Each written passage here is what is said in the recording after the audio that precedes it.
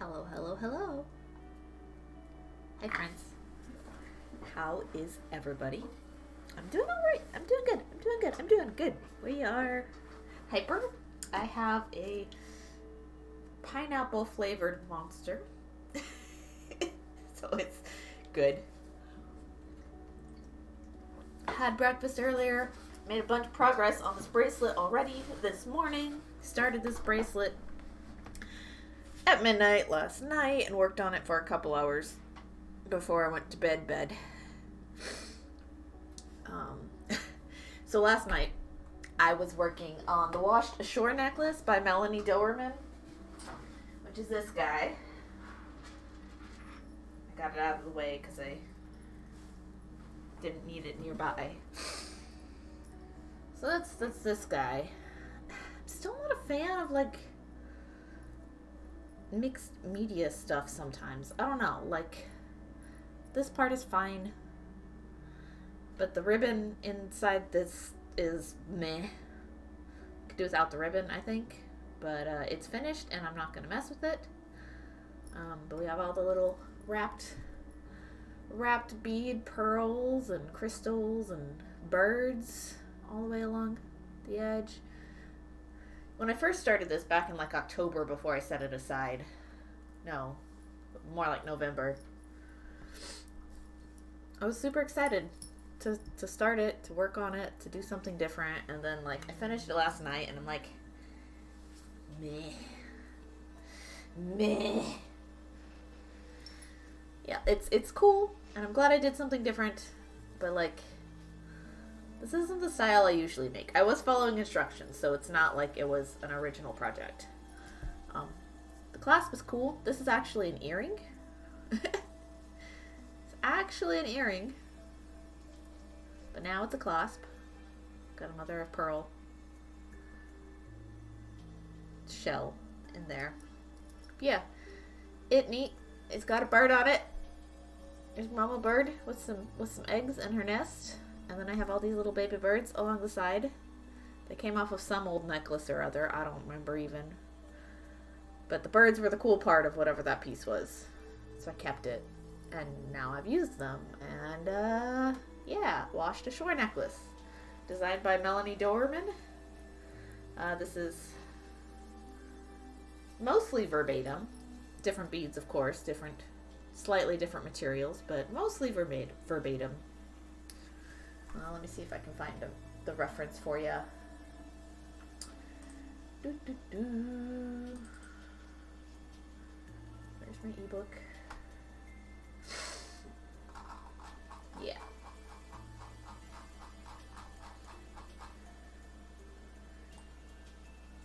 Jeez, why did it go so far?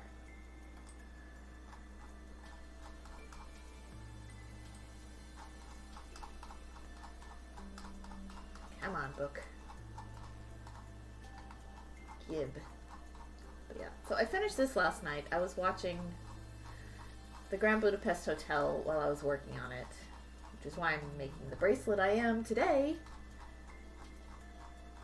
I don't know. Seriously? This book doesn't like me. It doesn't want me to show you. The original. Where's it at?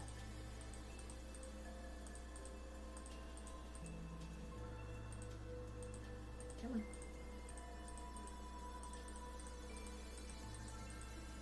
Went the wrong direction, that's why.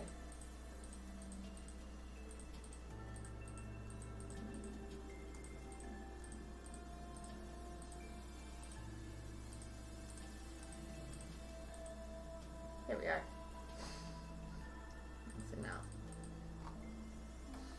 Yeah, so this is the piece. It's Washed Ashore is the name of the necklace. This is a book by Melanie Dowerman. She's super cool. The Art of Forgotten Things. It's a bead weaving book.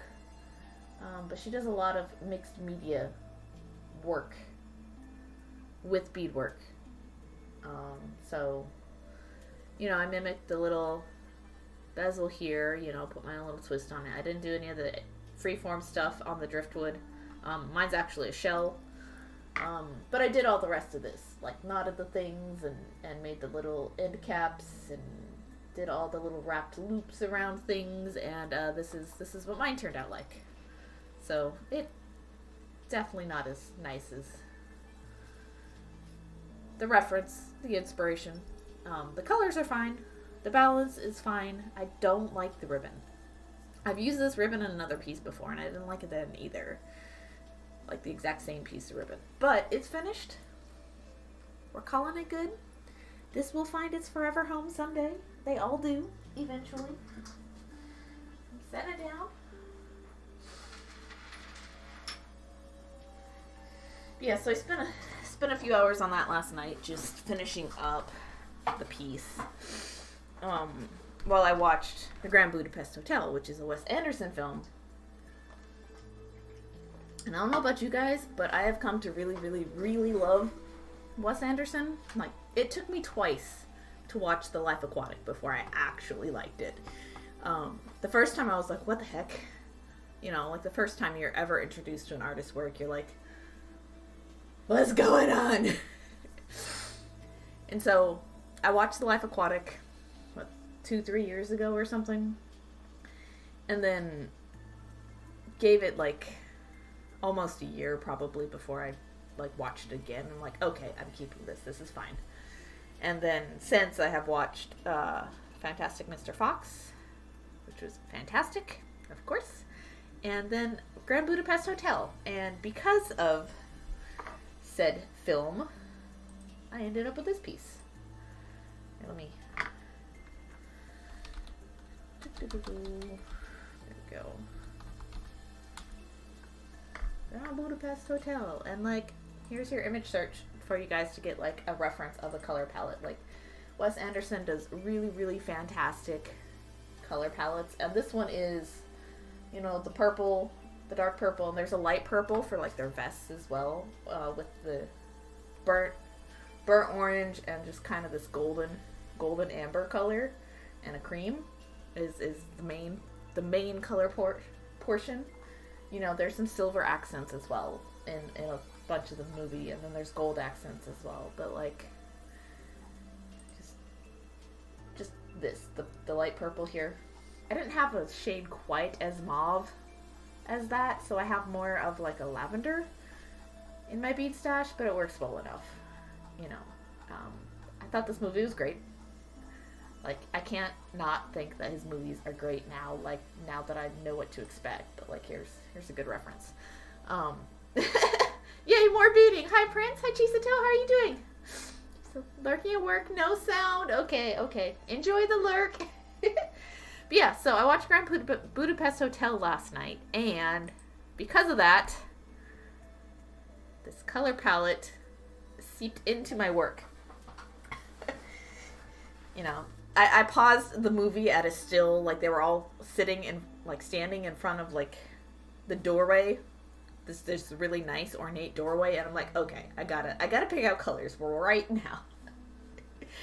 And so I ended up with my like dark purples, my light purples, and my burnt orange, like pumpkin color, and I've got an amber and a cream. So this is the color palette of the movie.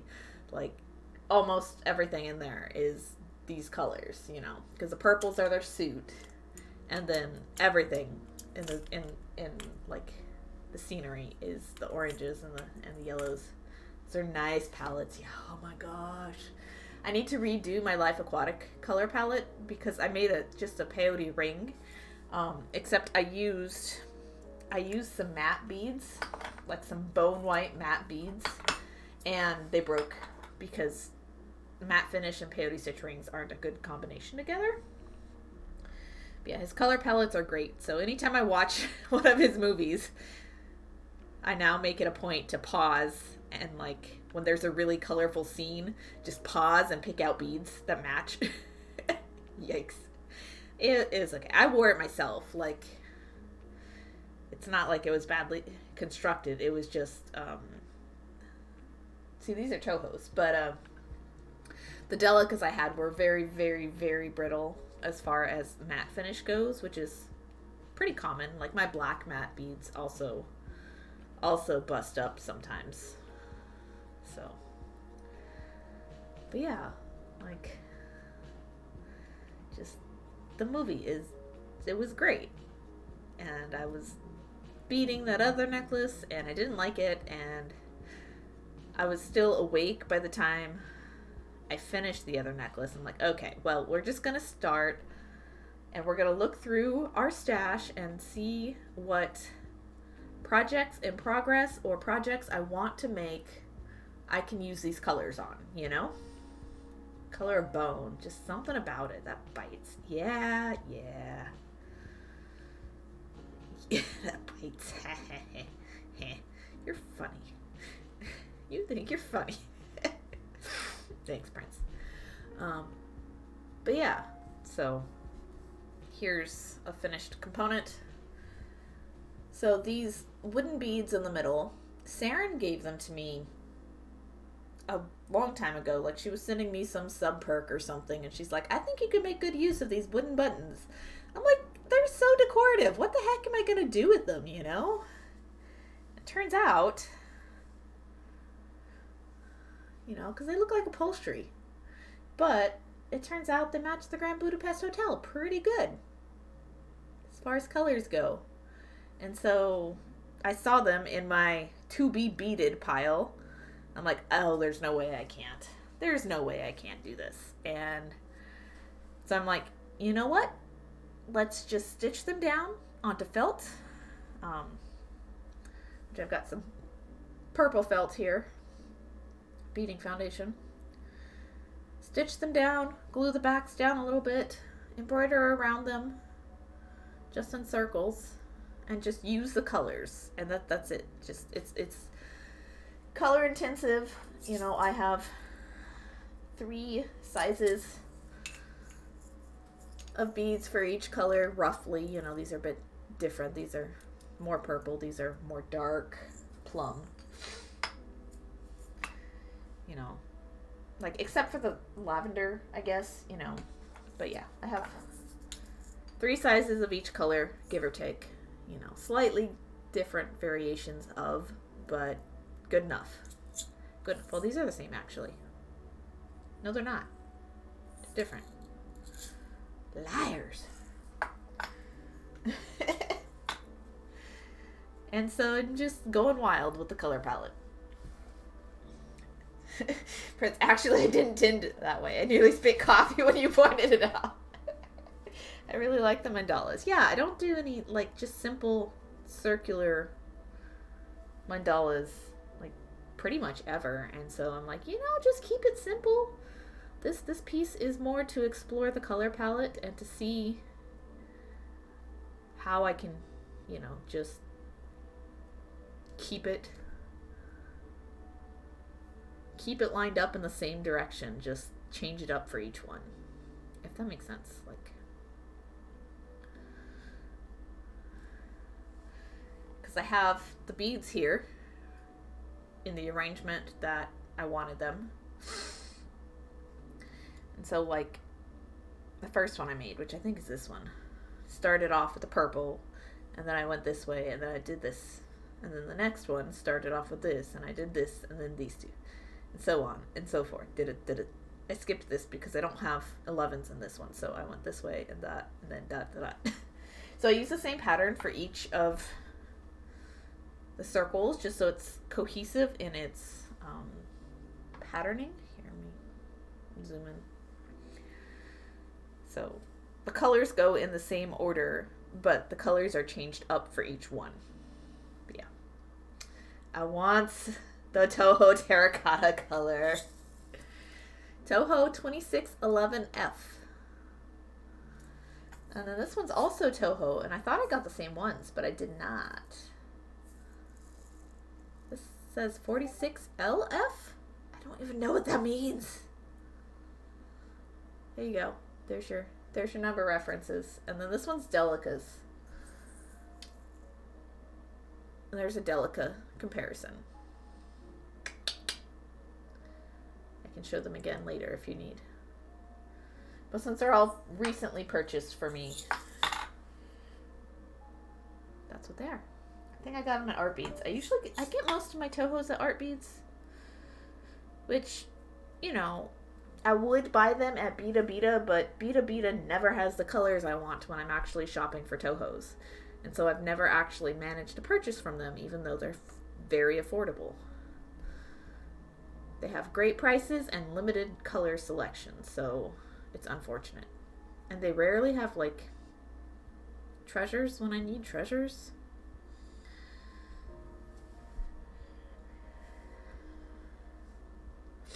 Prince. I didn't know that was it. I just saw them online. There's an oxblood dark brown, too. Ooh. Oh, that sounds gorgeous. But yeah, I love this terracotta color. In Delicas, it's called, like, pumpkin.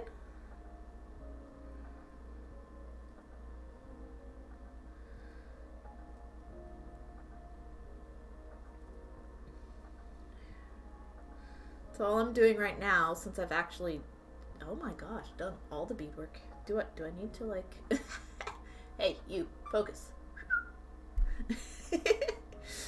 All I'm doing is I'm brick stitch edging the back. Since I've already embroidered it, I've got this piece of purple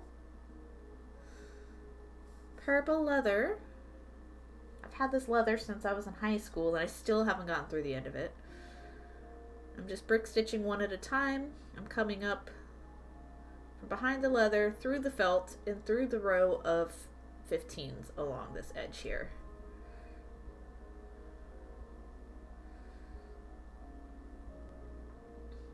One bead at a time. Don't know. I think the Toho is earthier orange. Oh, I guess. I've got the Delicas on the right here, which they're a little darker.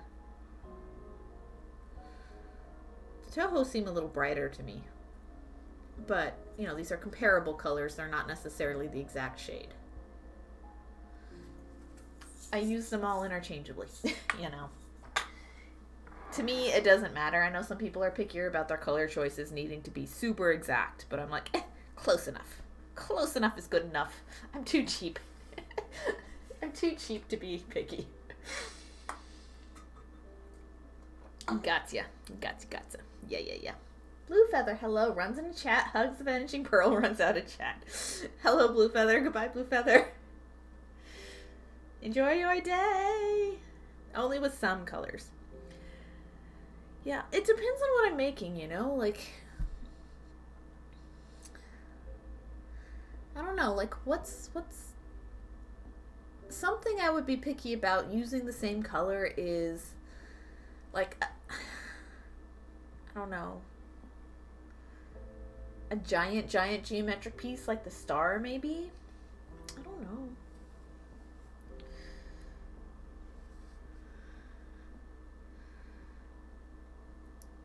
Like, that kept the Capri Blue that I had recently used, which is like this, but it's a little,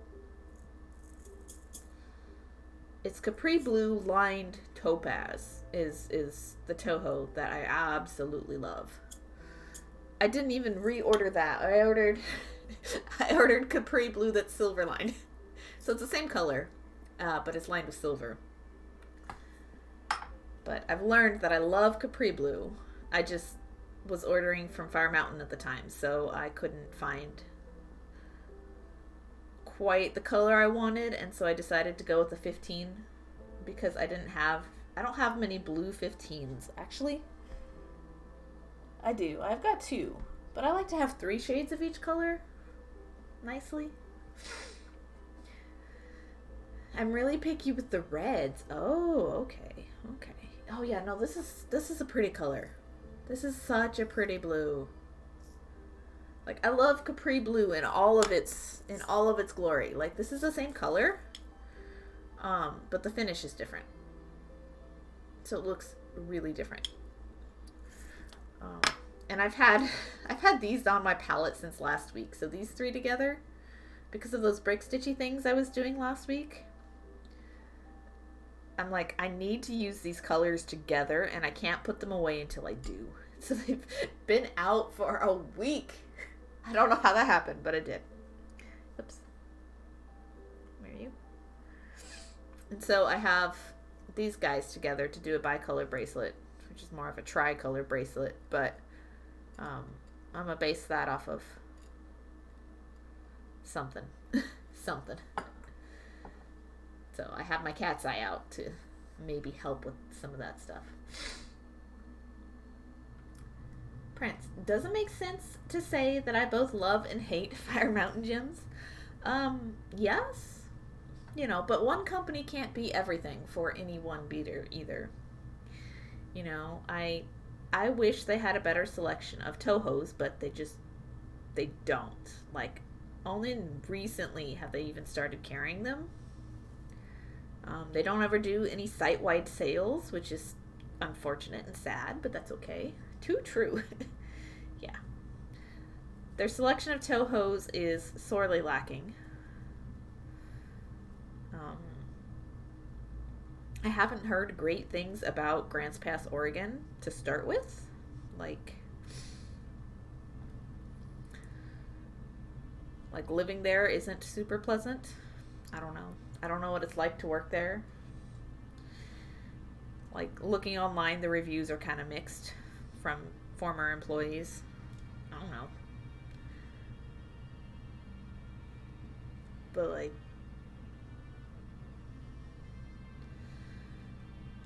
I order from Fire Mountain when I need to, when I'm looking for certain things. I think Fire Mountain is where I actually bought my Tronics.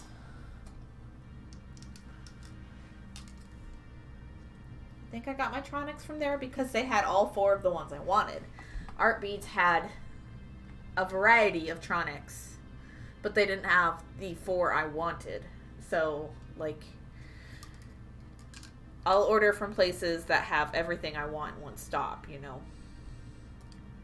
If I'm, you know, going for big purchases or fancy odd pieces, or, you know,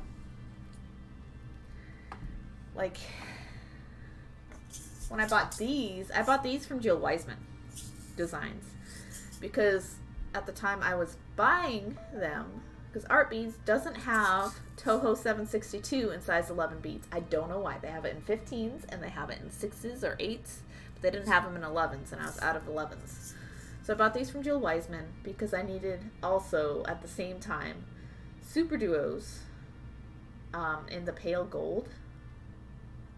And I needed, like, something else too, like 3 or 4 things, but that was the only website where I could get all of them at the same time. So it's like, I shop around for beads. Like, I am not brand loyal, I'm not brand specific, I'm not company loyal or company specific.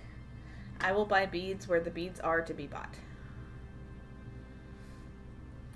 Like, if there's rewards programs with places, you know, and I shop there enough and remember I have rewards, I'll use the rewards.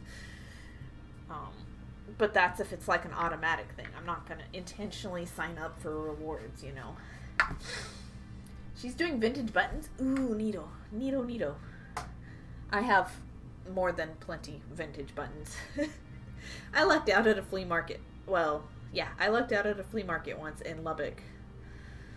And $20 bought me all the vintage buttons I could ever use. So, like, unless there is a special button that I absolutely have to have, I have plenty of vintage buttons. Got them when I was a teenager. Still haven't used them. I've destashed them several times and I still have plenty. And these are both acrylic and glass and some wood, not many wood. Some shell. Yeah, the coolest place I ever found vintage buttons to purchase actually was a stall in Camden Market in London. There was a lady, that's all she sold was vintage buttons. She just had tubes and tubes and tubes of them, and I just went through and I picked out all my favorites and I went, yay! I still have some. I've used a bunch of them over the years. Yeah, I love button jewelry. Button jewelry is like one of my favorite go-tos.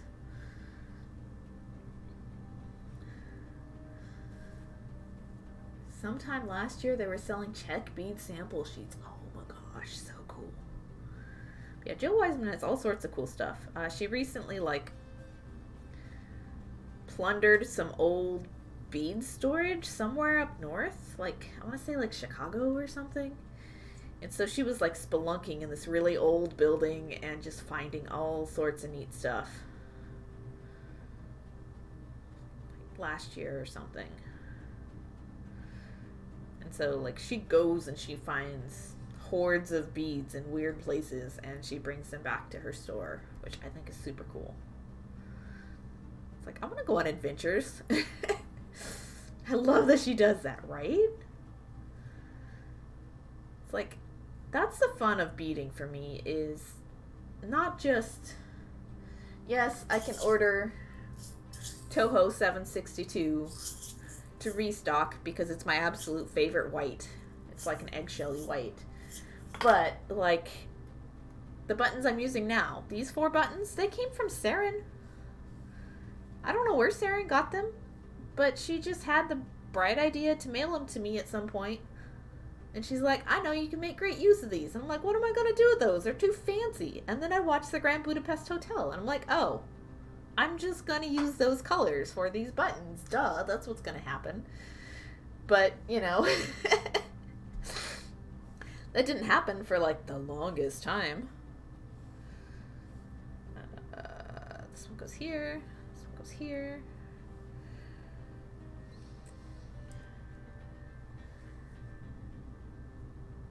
You know, and up until last night, I had no clue what I was going to do with these buttons. I knew I was going to make something with them.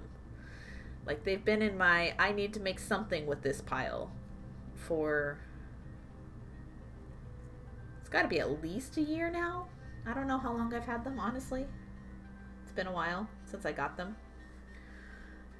But I get them out every now and then, and I look at them, and I'm like, oh, how pretty. What the heck do I do? And then I put them away.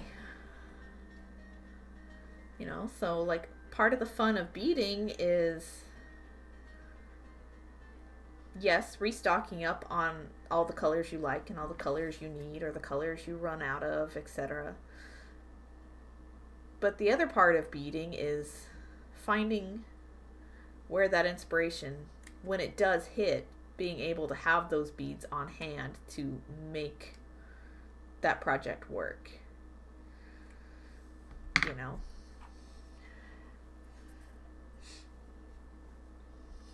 They were perfect for that. I know. Like, I'm still stunned. Like, I'm going to finish this bracelet today. And I started it yesterday. Like, you know it's a good piece when you're like, this is my focus for the next 24 hours. Not that it's going to take all 24 to make it. It's just,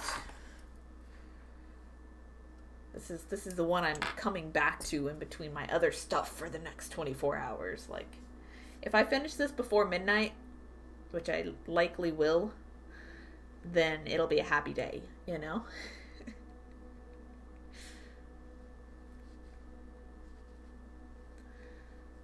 So I'd like to finish it by the end of stream, but I don't know that I'm gonna brick stitch fast enough while chatting, so we'll see.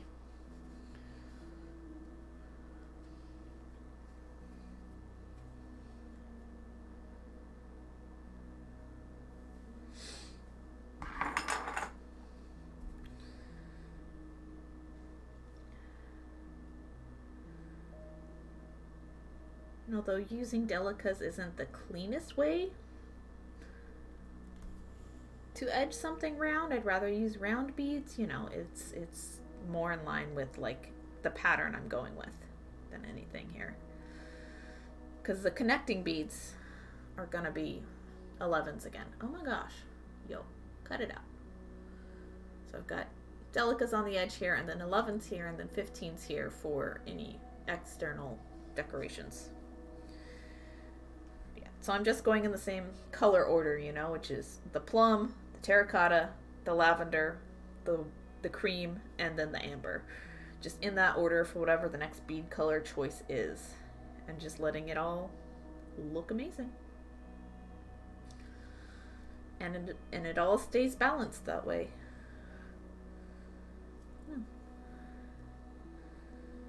There's something to be said for having a complicated palette but doing a simple design.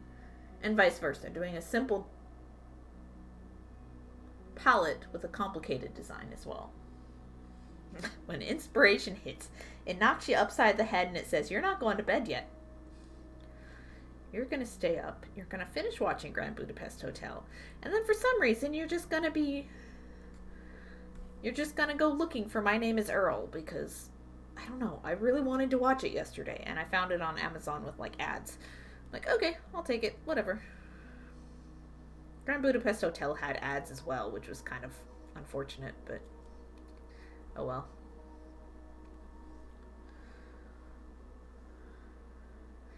So, you know, it's this nice, quiet, slow-paced movie, and then suddenly you're interrupted by, like, I need pepperoni, and you're like, what the hell is this? Loud ad, go away. Your volume is disproportionate to this enjoyable movie I'm watching. Shut up.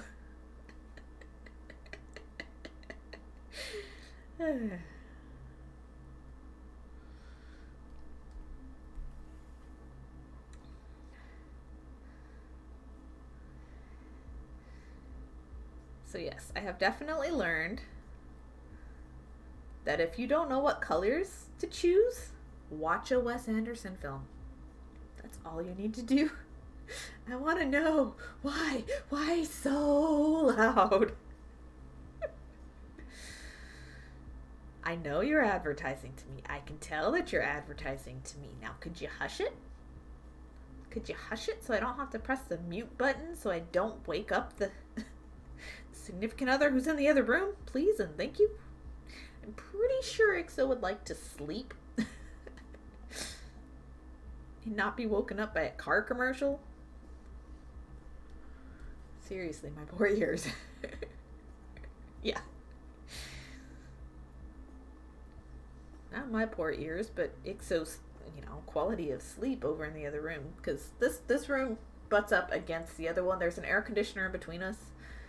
So we keep the fan on the air conditioner on at night while I'm working. So it's white noise for him, but it's also a buffer from whatever loud action sounds on anything I'm working. Or like jump scares, or like intense music, or like loud ads if ads are a thing. Okay. I'm actually going to scoot this so that's out of the way so it'll just stay focused on my piece. Stay focused.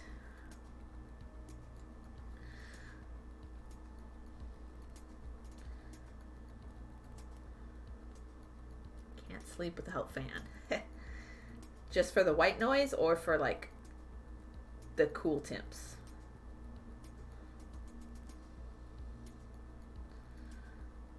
Nope, I needed it on the other one. Okay. Every little sound would wake me. Oh, geez. Yeah. Yeah, he's very sound sensitive as well. Like,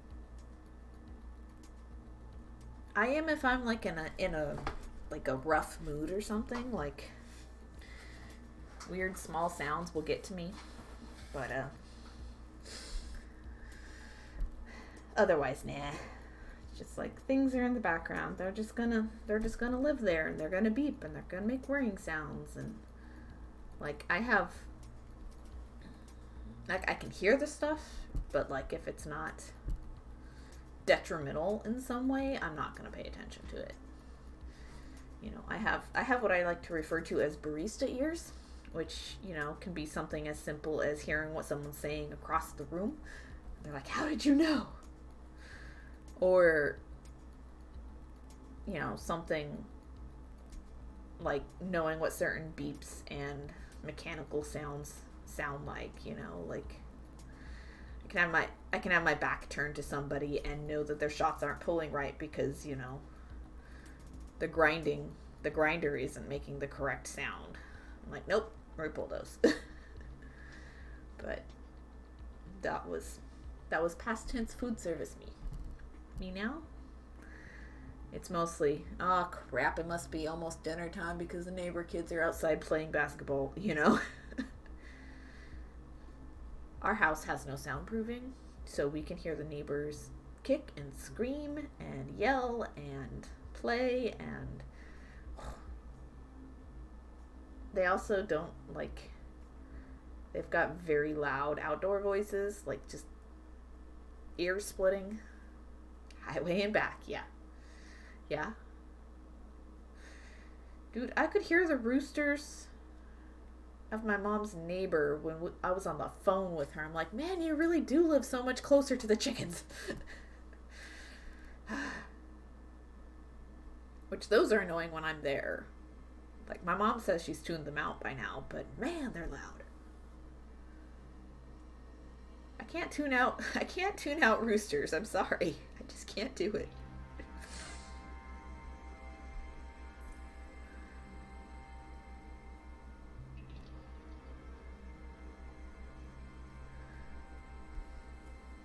But yeah, the house, catty corner from us has been remodeled recently. I think the prior occupant passed away. I don't know. We never saw any moving vans, but we saw remodelers. Roosters are annoying, and they go on all day. Yeah, it's not just a morning thing, it's an all day thing. But yeah, we never saw a moving van for the neighbor. I think he passed away. I don't think he was in such great health. And so recently that house, the last few months, has been remodeled. There's been contractors coming out and filling up dumpsters full of stuff and clearing out the inside and re-roofing and, you know, all that jazz. And it was put up for sale, and now it's under contract. So I'm really hoping whoever the contract is doesn't have kids, because there's enough of those. And I live on the corner of two dead ends. So, like, it's a no outlet over there, and it's a no outlet over there. And because of that, you know, this side specifically gets kids playing in the street because it's literally two houses. Like, just enough.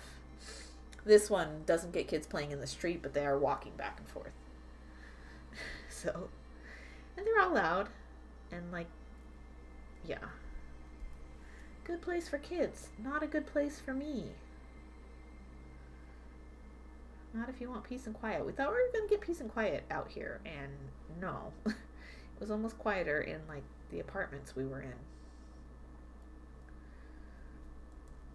But we're here now, so it wouldn't be so bad if we didn't have grandparents on that side of us, and then their kids and grandkids right over there, walking across our yard all the time, you know, like,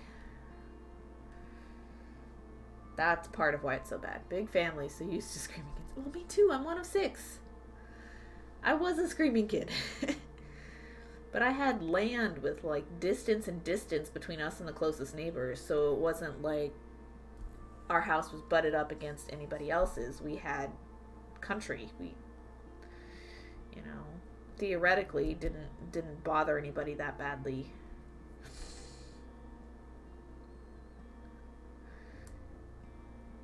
You know, and one of my siblings has a boatload of children, and they also live out on land, you know, with some of their family as their closest neighbors. So it's not like complete strangers are being subjected to the whales, you know. I grew up in neighborhoods. Yeah, I didn't grow up in neighborhoods, like, not little. When I was a teenager, we had a rent house in a neighborhood. I guess we might have been somewhat loud. I don't know. I was always a quiet kid, though. Like, I know my little sister was louder than I was generally, but I don't know if I played loud or not.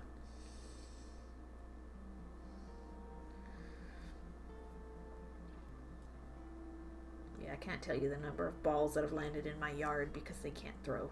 I'm the grumpy old neighbor. I'm the villain in this movie. Oh, come on.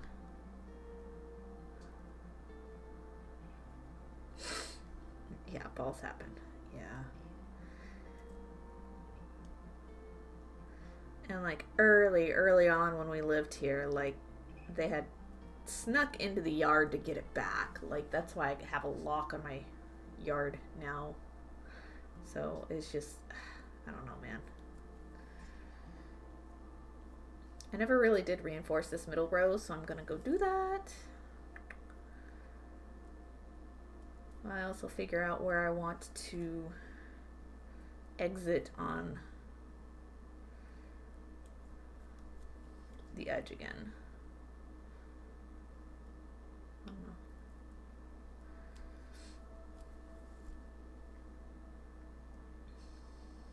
know. Ow. Ow, ow. Okay. So I'm going to exit roughly here in line with this, the buttonhole.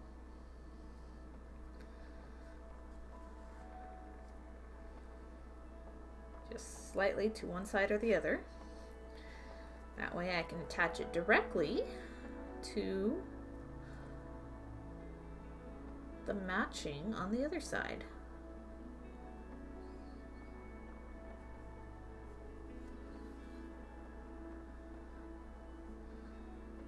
Ta-da! Cool, yes. It's gonna be great. So I'll get these two and I'll reinforce them together. And then I'll figure out where the side beads need to go, the accent beads.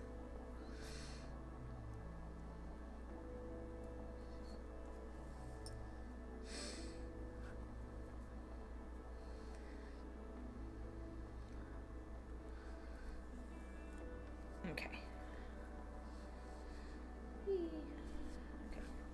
I should probably cut that off, but I was keeping it just in case I need it.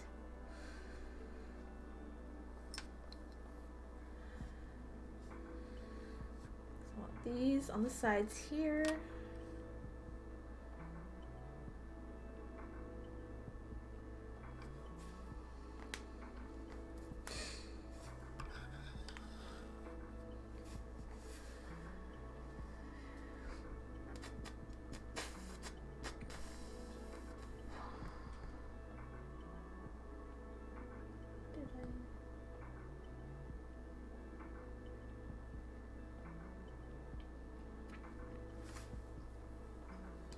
Okay.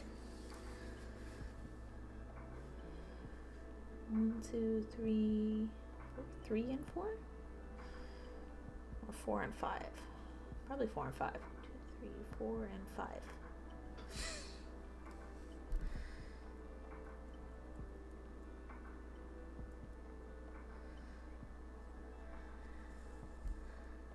One, 2, 3, 4, 5 is the one that's facing outwards. And we'll add this guy. And 1, 2, 3, 4, and 5. Aha!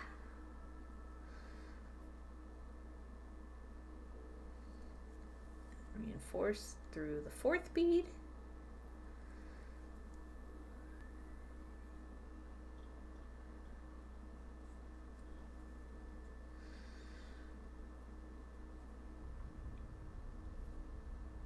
Come back through the 3rd bead because I want seed beads on both sides. So I need my grape. I think that's the right color. Yeah. Yeah.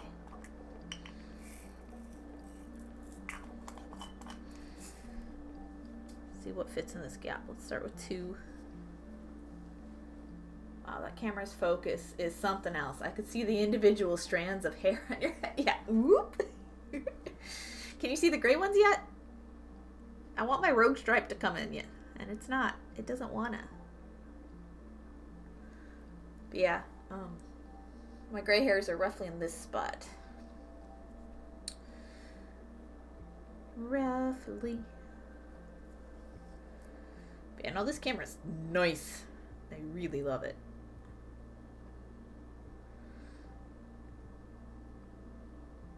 Oh, maybe I just need 1. Yeah, 1 is likely. You'll get there. I know. I want it to be silver. Silver.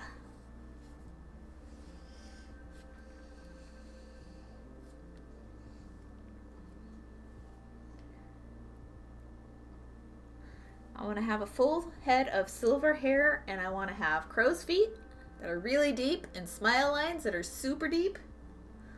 Got spider threads. Oh, nice. I don't know. I think there's just something beautiful about somebody who just lets themselves age naturally, you know?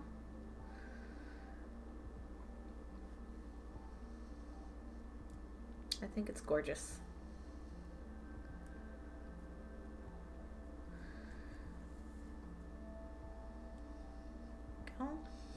Little purple bead in there. Come around to the other side and I'll add purple beads around the edge of that one too.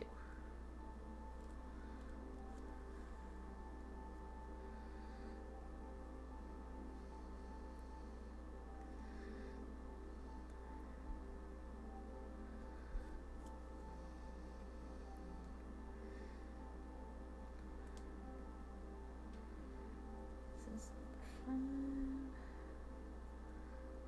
Never hurts to reinforce the crystal another time. Ah. My stepmom wants silver. It's pretty, I think. Ooh, nice, nice, nice, nice, nice, nice.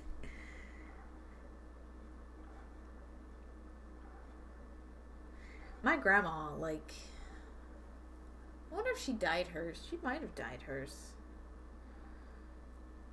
But my mom, for sure, she's just got browns holding out still, you know, but she's got a lot of silver in there too now.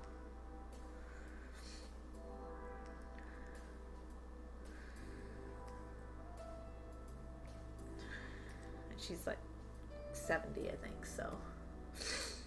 There we go. Ta-da!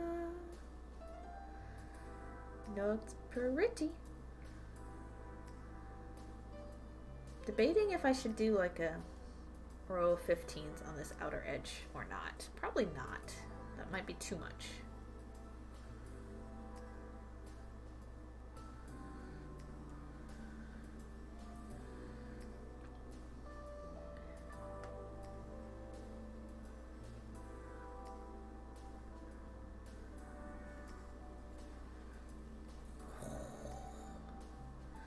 This piece is gorgeous from beginning to end. Like, it's just so gorgeous. Knock that exposure down a bit. It's super bright.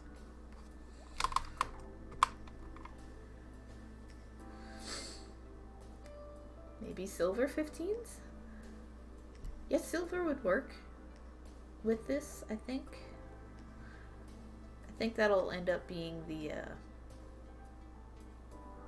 the findings I choose, because I don't have gold right now. But yeah, there were silver accents in the film as well. I like the way it is. Yeah, I'm not gonna add anything here. I'm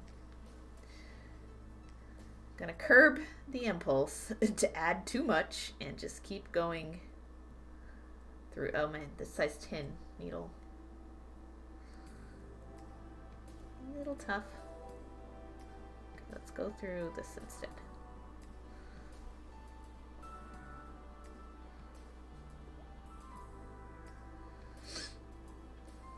Two, three, four, five. Okay. Got that artsy look to it. Nice, thank ya. I love artsy looks. 1, 2, 3, 4, 5. We can do 4. Either one. 1, 2, 3, 4. Okay.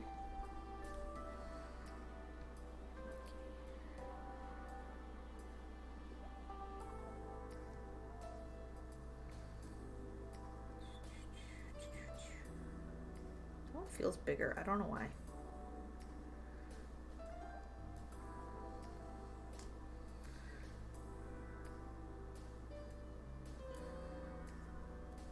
I don't know. I don't ever like having things just attached to each other. I like having a little bit of something in between to give it some stability. think that's what elements like this are nice for.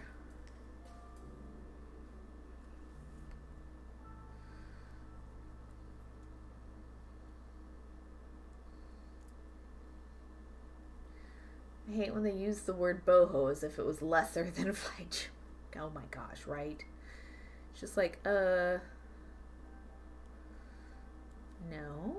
I dislike the fact that beadwork is considered less than fine jewelry in the first place. You know, like the whole I started off as a beader, but I ended up being a metalsmith thing. It's just like, oh my gosh. Have pride in your work. Just because something is fine silver doesn't mean it's automatically better, because I disagree.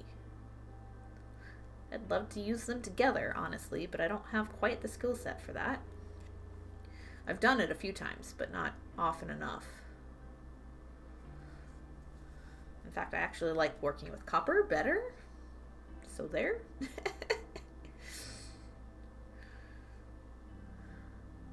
One's not greater than the other, just different mediums. Exactly.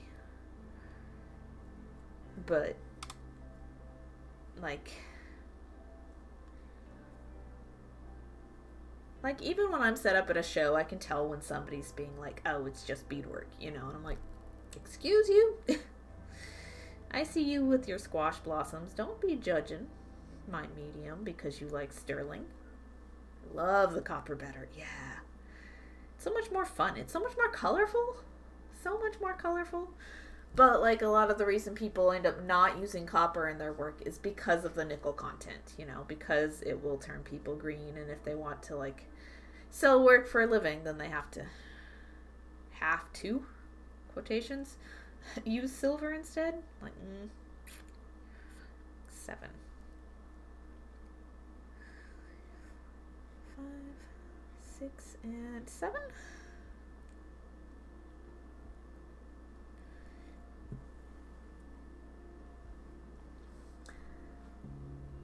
Gita Fox Gamer, hello. Oh, go bye. Go away.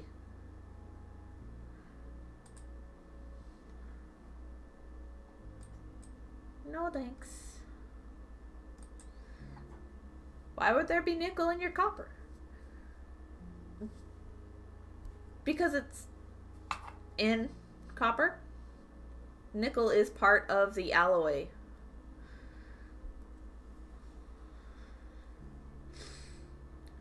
So any of those with nickel allergies can't really wear copper jewelry, like at all. Which really limits who you can sell your work to. Whereas fine silver jewelry, you can sell to anybody. So unless you have like a base layer of silver with copper on top and mix the metals, that way you can't really like guarantee that whoever loves your piece is gonna be able to wear it, you know. Same with brass. Brass has nickel, and it makes me sad because the best thing I've ever made ring-wise is in brass, and it turns me green. I still wear it, though. Every now and then. It fits so good. So sad. Yeah, there we are.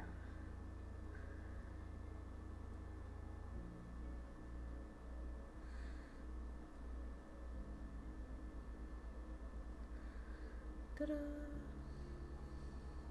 That almost seems off, like it doesn't work anymore. I think it's fine, but like...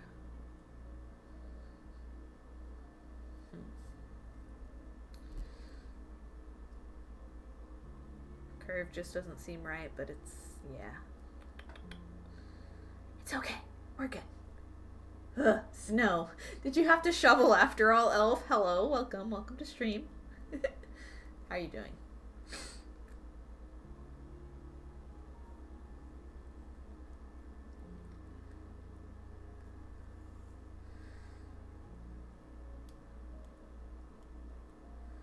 I know you weren't looking forward to lunch break because you said you had to shovel snow, so I'm sorry.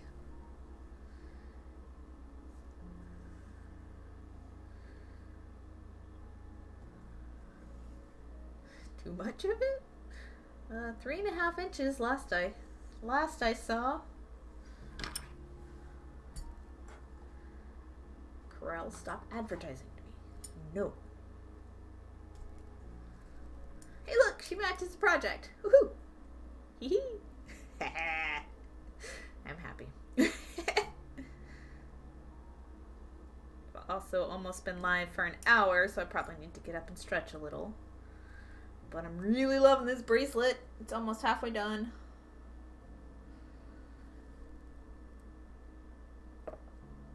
So gorgeous. So gorgeous. Look at that. Dude, it's so pretty. Just little mandalas all in a row. Took 30 minutes on lunch to shovel the driveway inside muck. Ugh, that is too long. That is too long. Alright, so here is what it's going to look like. Got the other two to edge and finish.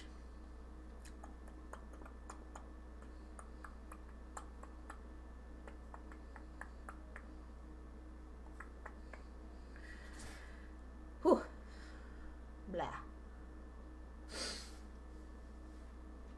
That's where it is at for now, but we're still expecting more today. Oh. But that's better than wildfires, right? So there's something, I would hope. Something nostalgic about that. Another northeastern is coming too. Ah, gotcha.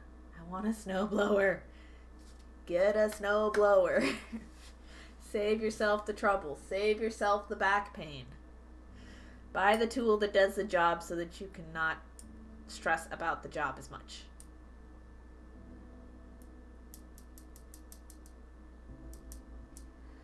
Dude, I love this. Okay. So the next one needs... Oh, I don't have size 11 in the amber. What? Seriously?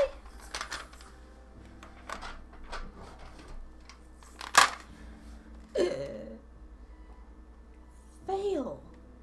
It's an utter fail. I don't have, like, delicas in the amber.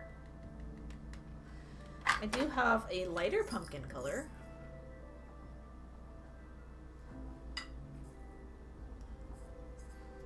Like, maybe.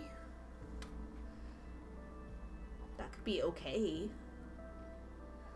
I think it would blend in enough to maybe not matter. It's opaque instead of transparent, though. That's the only problem. Oh well. This is a pumpkin. That was the terracotta.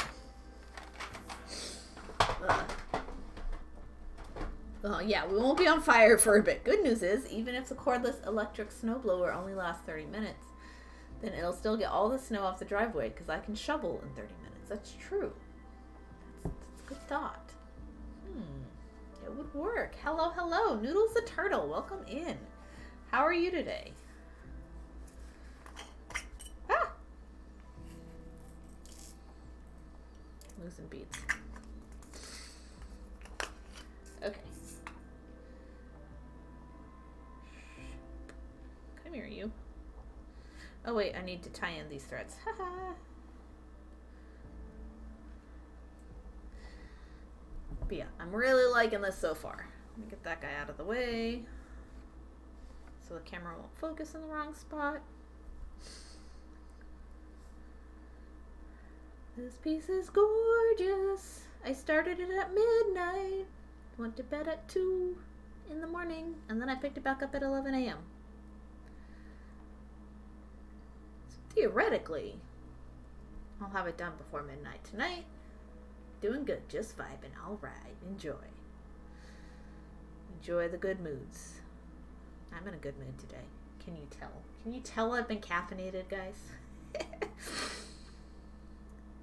I also need to sneeze. Go figure.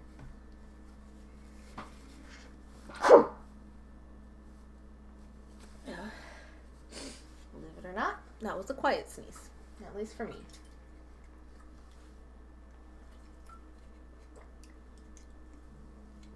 All done though. Sad.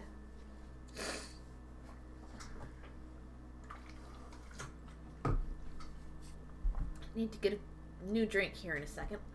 Bless you, thank you. I kept the sneeze quiet for you. You don't want to hear my real sneezes. They shake the house. I am my father's daughter. Who knows what I inherited from him, but his sneezes are something I did. I am incapable of being a quiet person, just in general. Like, I used to be a quiet kid, but like, as far as me moving around or existing, no, I'm not quiet in my presence. My sister used to say I walk like an elephant when I would be upstairs and she'd be downstairs. Prince, oh, I know what you mean. Sometimes my sneezes hurt. Yeah. Sometimes a lot.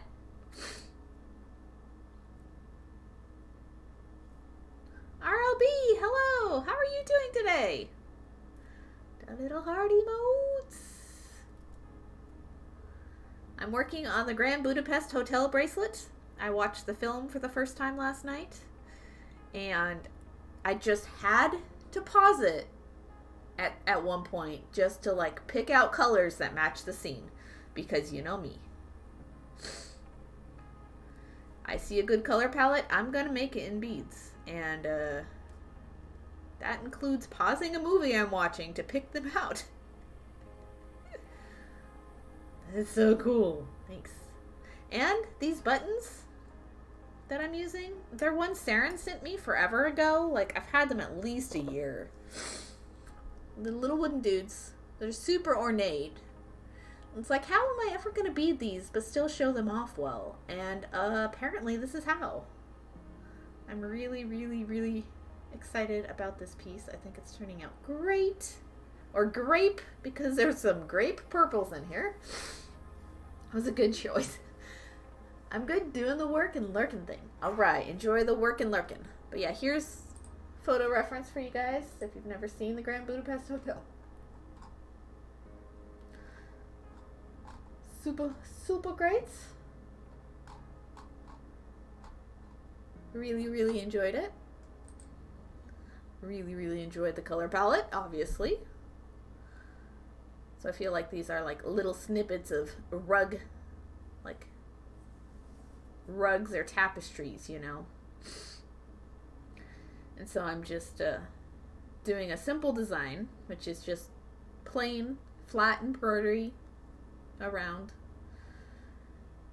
just in rings, concentric rings around the buttons, showcasing the buttons to their fullest effect.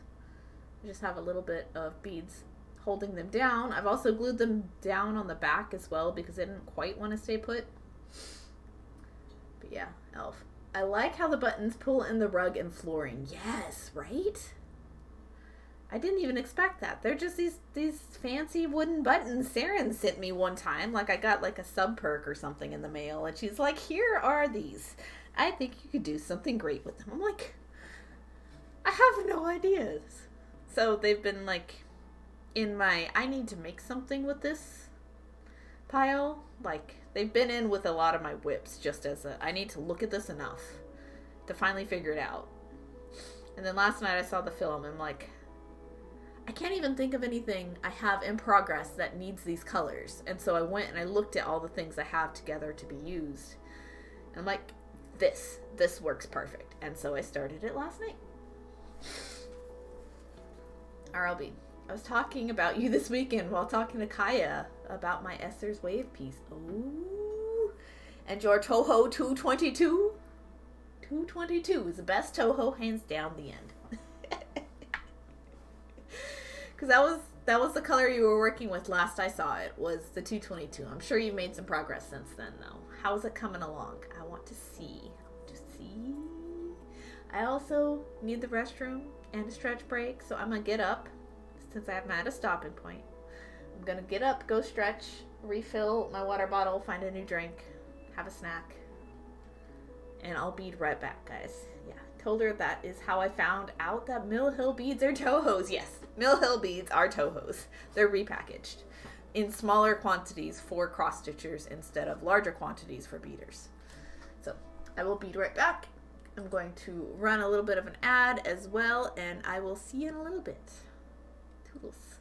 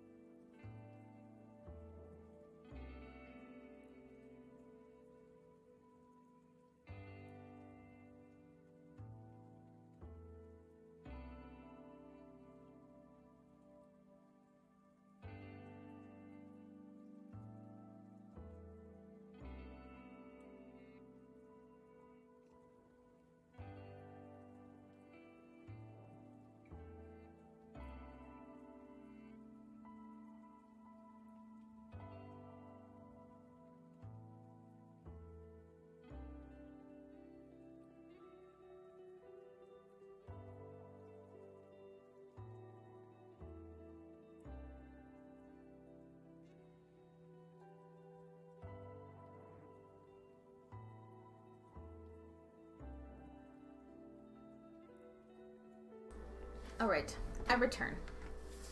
I thought Elf say, how dare you have needs earlier. Ugh. Alright, what did I miss? What did I miss? Nice. RLB remastered a page. Thank you. Oh my gosh. It's been a minute since we've had a page. Page remaster. Let me see. Where?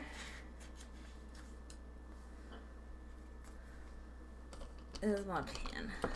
Here it is. Thank you, RLB. See how many pages we're at. 1, 2, 3, 4, 5, 6, 7, 8, 9, 10, 11, 12, 13, 14, 15, 16, 17. We're aiming for 25 before he puts out the new booklet for us. For the bead puns. Princess drinking coffee's dangerous. Well, I almost got a new energy drink. You know, because there were only 3 in the house, and I asked Ixo if I could have it. He's like, you going to have a panic attack? And I'm like, you know, maybe I don't need an energy drink. You gonna be okay? Like, good call. Elf can't make hot drinks. Your Keurig is at the apartment. Oh no. No kettle or anything. No. Shove some through the screen for you, but our technology is not advanced enough. Ah, Prince. Also, a beater late than never page. What the heck? We're gonna have so many puns, guys. It's gonna be puntastic up in here. Okay. Let me see. I'm writing names down because you guys will actually get credited with thanks when it does get printed.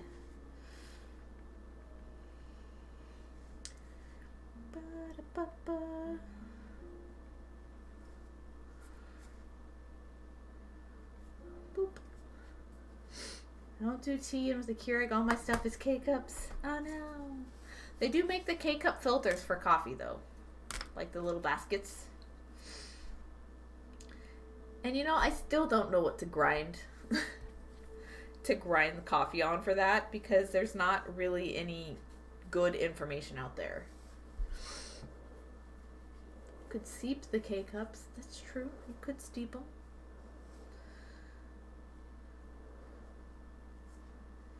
Maybe. I don't know.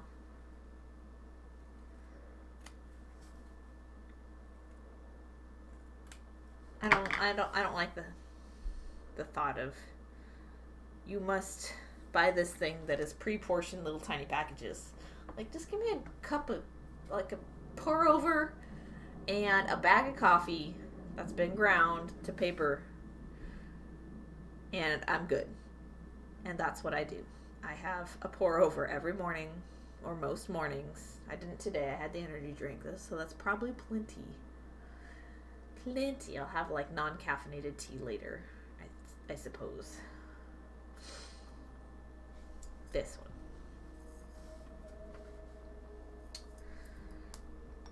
Those are K-cups. They're with the Keurig at the apartment. Ha ha, no.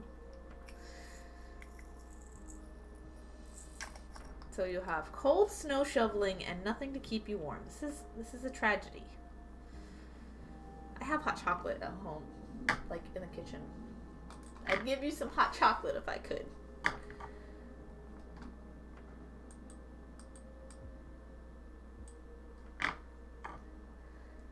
Okay, I think I need to change that music. I don't even know if you guys can really ever hear it, but the ambient station was getting to me. So come into great luck. Okay, so I am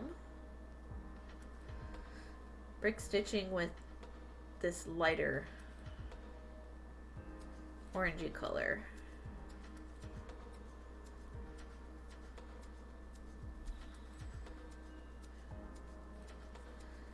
I get the first stitch on before I start cutting away fabric.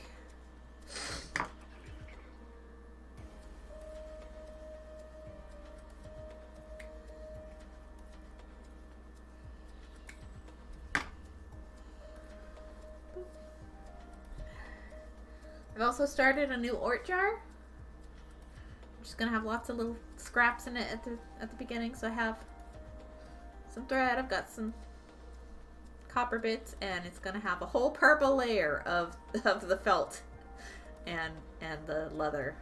So that's super cool. It's my version of sand art, guys. Elf, I would love hot cocoa. Need to run some errands tonight, regardless of the snow, or I'd never get errands done in winter. Maybe I'll drive through Starbucks. So long as their drive-thru isn't covered up in ice and everything too. Like, there was one day it snowed here, and the lady who was working drive-thru that day was like directing traffic. Like, we could have just like not had the drive-thru open because nobody could get through, but our boss wouldn't let us close it down, you know? I'm like, dude, this is a hazard. Just let them take the space to park in the parking lot, because it was a lower business day anyway, and let them just come inside and order. But no, those customers were determined to use that drive-thru, and my boss was determined to keep it open, and I'm like, It's like, I'm gonna sit over here and clean the bathrooms or something. Peppermint mocha would hit the spot about now. Yeah, that would be nice.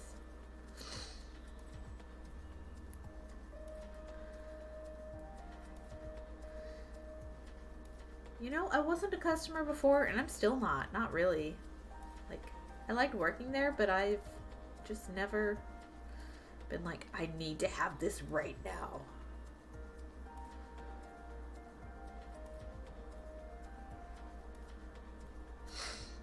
Print. Sewing machine, serger, and 2 craft drawer towers filled with accessories. 130. That's pretty good. What? Did you go to... Did you go to a garage sale or something? What just happened?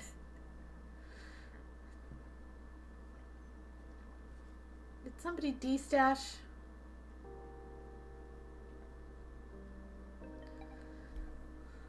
How'd you get a serger and a sewing machine?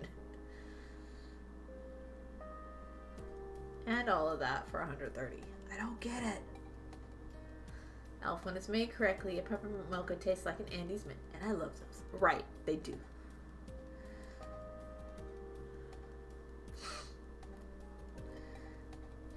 It's made correctly with the correct amount of pumps. You are absolutely correct. Good luck.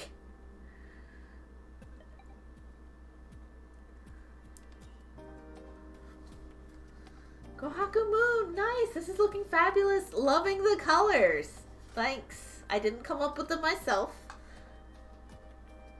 I was watching Grand Budapest Hotel last night, so this is where our colors came from. Wes Anderson for the win. Here's what I've got so far.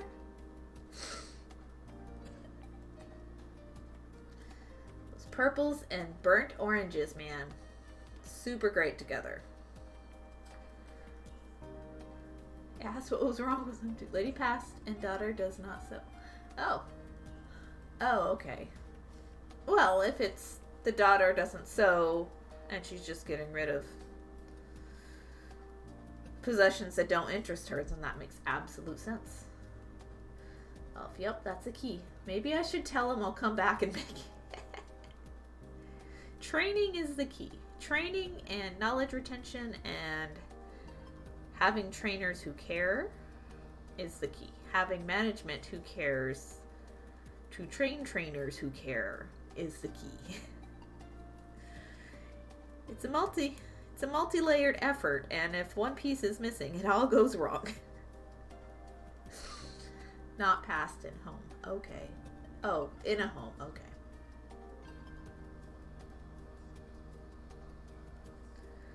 Yep.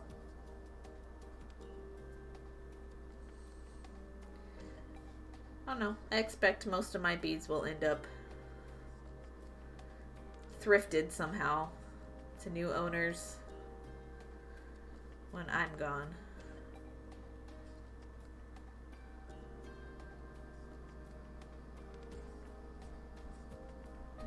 Andes mints. Nom nom nom nom nom. Guys, stop making me want candy. I want hot chocolate now. I should have gotten hot chocolate. Because I got the other energy drink out of the fridge, and Ixo was like, "You gonna be anxious?" I'm like, oh crap. You're probably right. I want it now, but I'll wait till tomorrow. Because an energy drink exceeds the amount of caffeine I usually have in any given day, so 2 of them would be just a bad time. Hot chocolate, though. I do have that. I don't have any milk.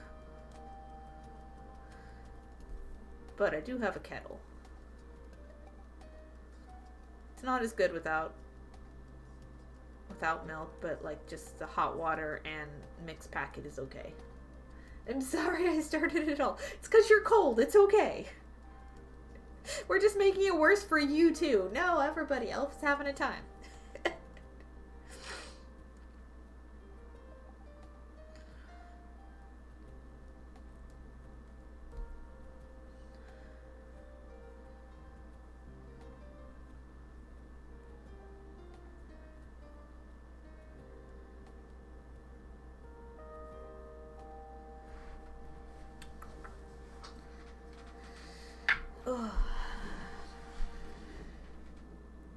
We're making progress on the bracelet.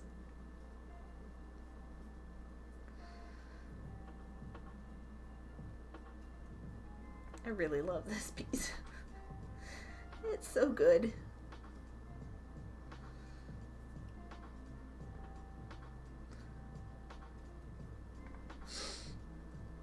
And the closest I get to drinking tea is adding a peppermint tea bag to my hot chocolate. Stop giving me ideas! I actually don't have peppermint tea right now. That's sad.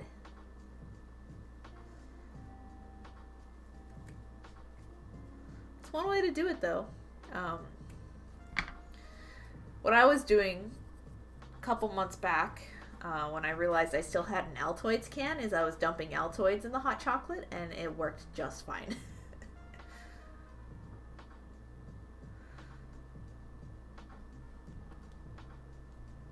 Because I don't use Altoids.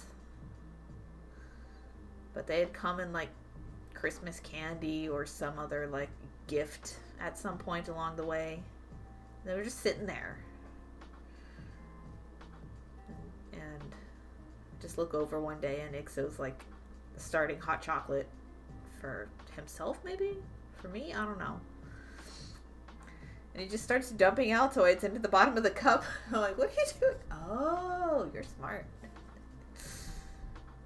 You smart cookie.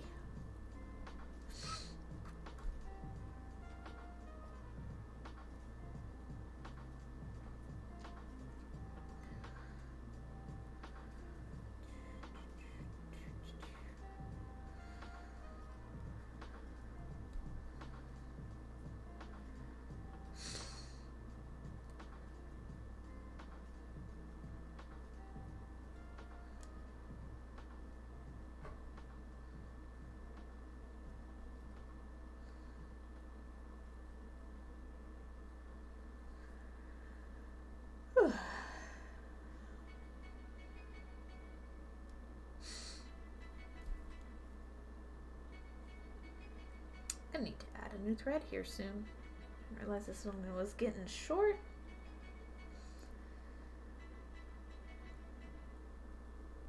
So what projects is everybody else working on today? What else have you finished recently, been working on now? Want to work on in a little bit? Curious. Because I finished the washed ashore necklace last night before I started on this bracelet. It's okay. It's a Melanie Doberman piece. I was looking for stuff to do with shell for one of the shell pieces that Ixo made, so he made the shell piece and filed it, and we drilled the hole, and then I ended up with the rest of this. It's alright. It's busy. It's gross. Ribbon is not my thing. It'd be better without the ribbon, but even so, it's still not my thing. Put a bird on it, though. Elf, get peppermint extract. 1 drop. Mm-mm. No, no, no, no, no, no, no, no, no, no.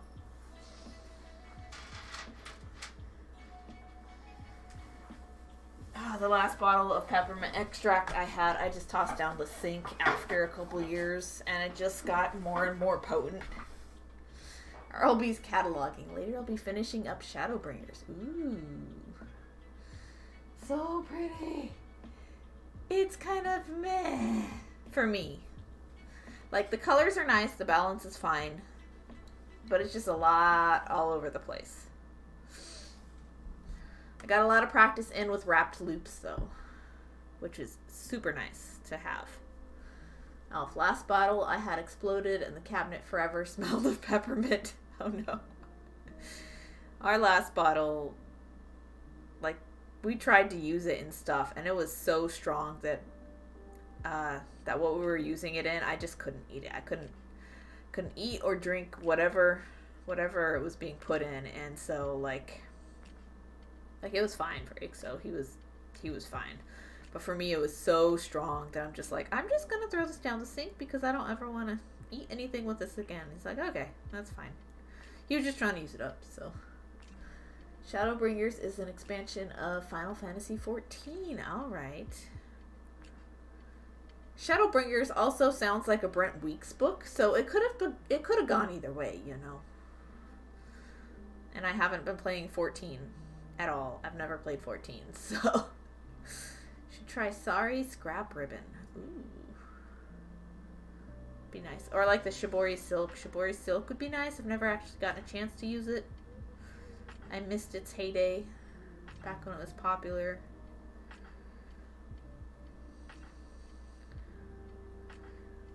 Prince. I love peppermint, so I'd love that, but that's like peppermint oil extract is not as potent. You know.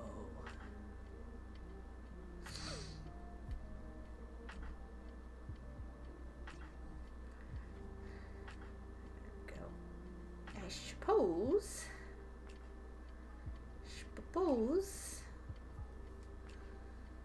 Time to add a new thread. Yeah, there's the back. If anybody wants to see what the back is, just nice little neat stitches. Bit uneven, not too bad. They're never even, just so you know. Doesn't matter though. They're secure. Oop. It's so pretty. I love it. And it's washed out on camera, so you can't even see like the full intensity of the colors. Probably also doesn't help I'm using a green background because that's the mat I was using when I started. Stitches look nice. Thanks. Yeah, they're fine. Some people would think they're wonky, but eh. Or whatever. RLB, I don't want peppermint in my coffee. I do enjoy peppermint tea though. Yes. Peppermint tea just on its own is great. Like nothing added to it. Give me, please.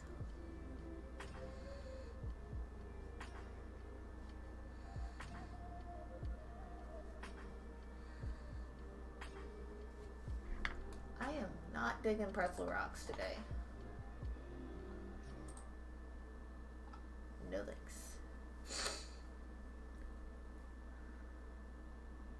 Prince always has peppermint tea. Lucky? I can't find it often enough here. Well, at Aldi anyway.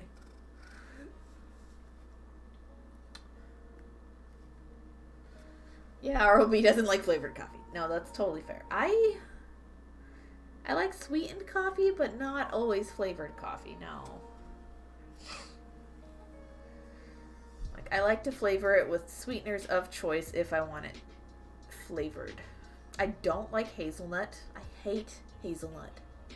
I absolutely cannot stand it. I also don't like almond. It's for like flavorings.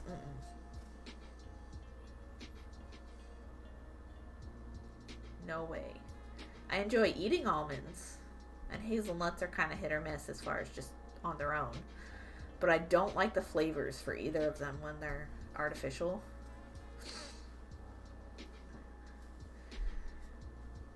You get a good coffee and black's the way to go. Yes. Or I'll be occasionally, I will get some when I'm out and about, but then halfway through drinking it, I'm reminded why I don't get it that often. Oh, like, yeah, the flavored coffee.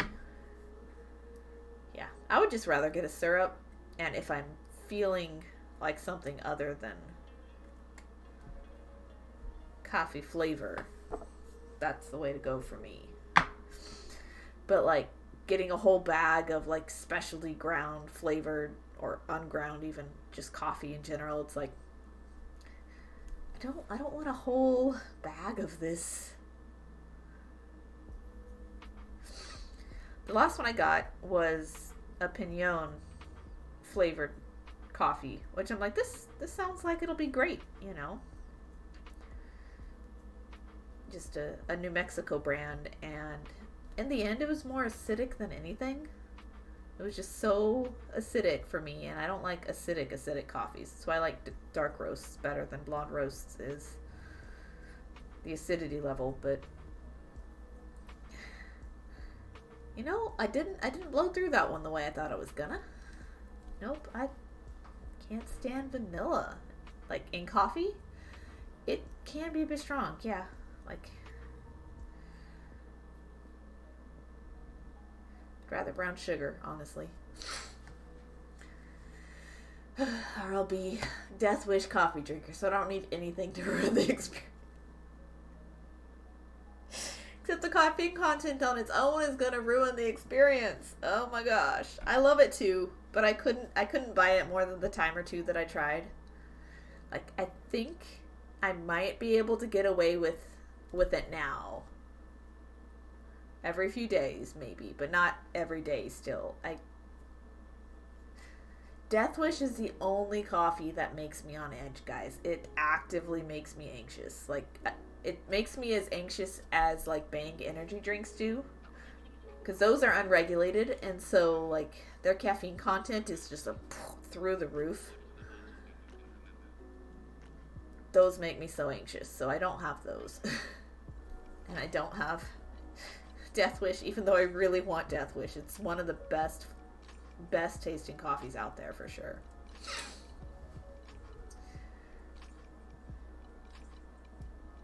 I don't add sugar to my coffee ever, so I stopped buying coffee creamer about 3 years ago and just use a tiny bit of half and half in my coffee. Ooh. Or a bit of milk. That is what I have on hand. Nice. I do like some of the Chobani flavored creamers though. Just like this, the regular sweet cream is great. The vanilla is meh. The caramel is definitely not so great. The chocolate is fine. The peppermint mocha one is fine. But I love the Chobani. Some of the Chobani flavored creamers. Those are nice.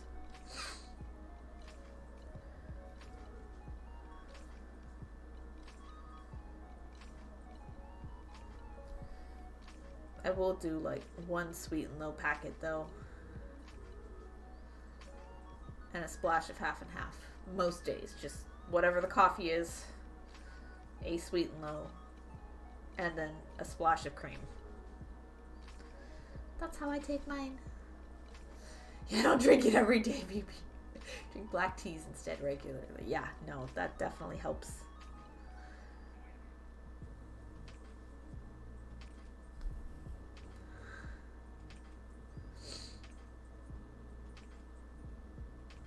Damn, you guys are making me want like tea and coffee now, and I shouldn't. No. In anything, it's like the vanilla is just ick. I love vanilla ice cream though. Vanilla ice cream is fantastic. It's a good base for other stuff. Vanilla beans are fine too. Vanilla bean flavored things is actually better than just regular vanilla.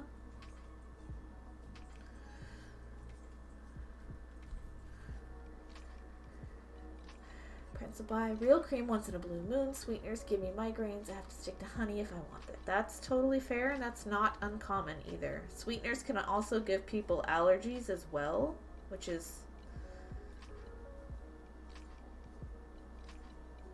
another thing to watch out for, especially if you're like serving people coffee or anything.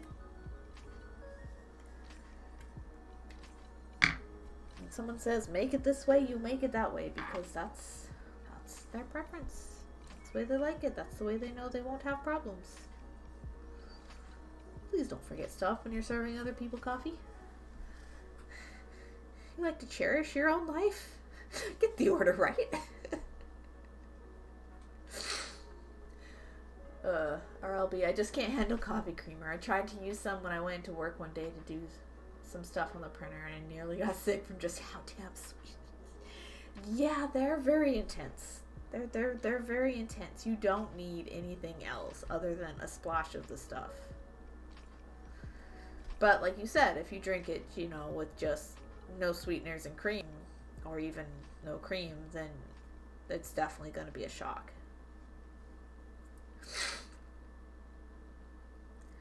Ask for a cappuccino at a coffee shop and all I got was foam. That is what a cappuccino is. Cappuccino is a small portion of milk on top of your espresso and then mostly foam. It should be half and half, but like it's always safer to go for extra foam. Cappuccino is one of those that will confuse a lot of customers, especially if you're expecting convenience store cappuccino machine consistency level of drink. That is more latte than anything else. And even then, it's like flavored coffee drink thing. But if you're getting foam, when you ask for a cappuccino at a coffee shop, they are doing their jobs correctly. There's no liquids, what I'm saying. Gotcha. That one's just super dry then. That means your barista is also really good and accidentally does too much. It is really hard to get that amount of foam sometimes, depending on the milk used. The higher the fat content, the easier it is to get a lot of foam when you are steaming milk.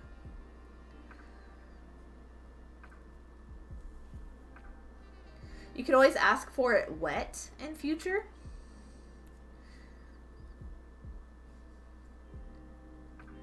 Which will reduce the amount of foam that you get in your cappuccino. You can always ask for it wet so that they don't overdo it.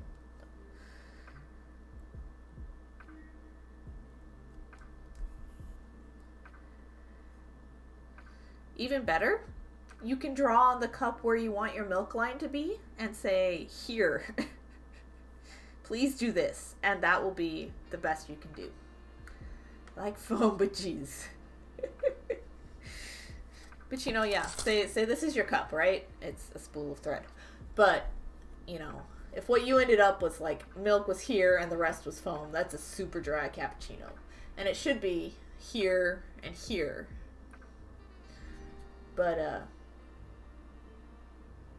if you want to be super careful, you can say, can I have the cup? And you can draw on a line on the cup, or you can ask them to draw a line on the cup for you where you want your milk level to be. And then you will have a much better chance of getting it right. Right where you like it, you know.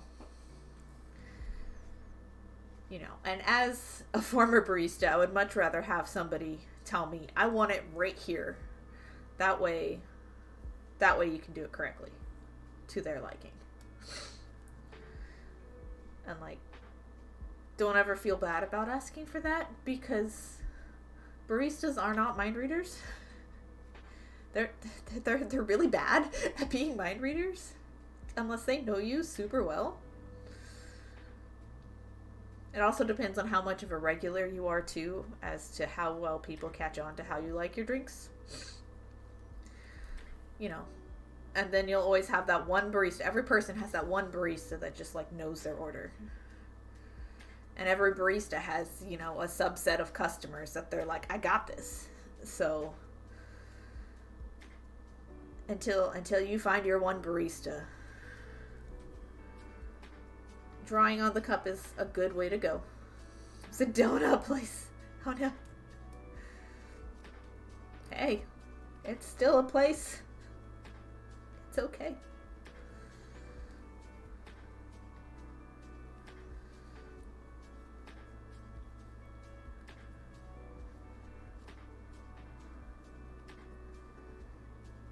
But yeah, mistakes always happen in food service. Like, human error exists on all fronts. It exists on the front of the workers, and it exists on the front of the customers, and there's miscommunications galore, and like, you know, it's much easier to be communicated to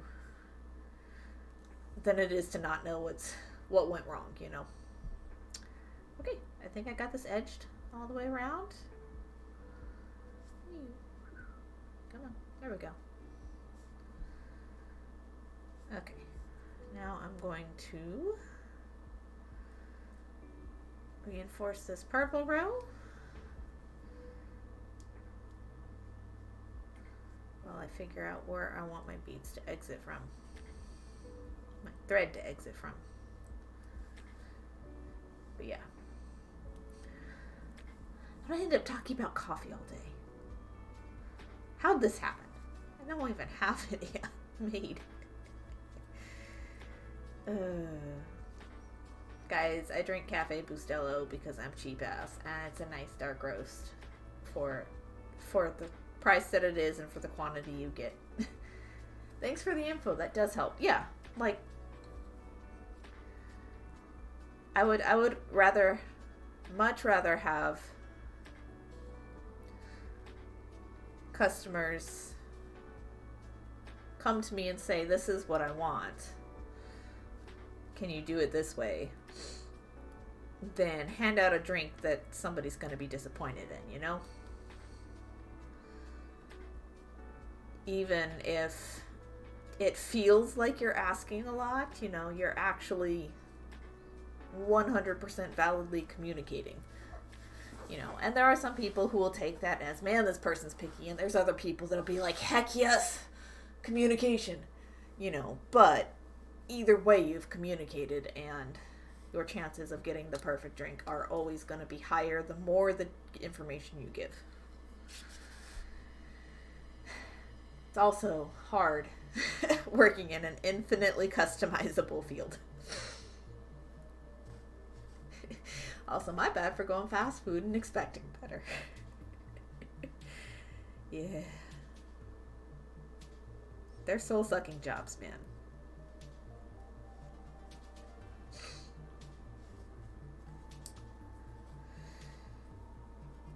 So, like, I don't ever give anybody crap when something comes out wrong, you know? Like, I'm just always gonna give someone the benefit of a day and say, you know, the Dow, and say, this was not someone's best day, but that's okay. If I have food in my stomach by the end of the experience, we're good. So long as I don't end up with food poisoning, I'm happy, you know.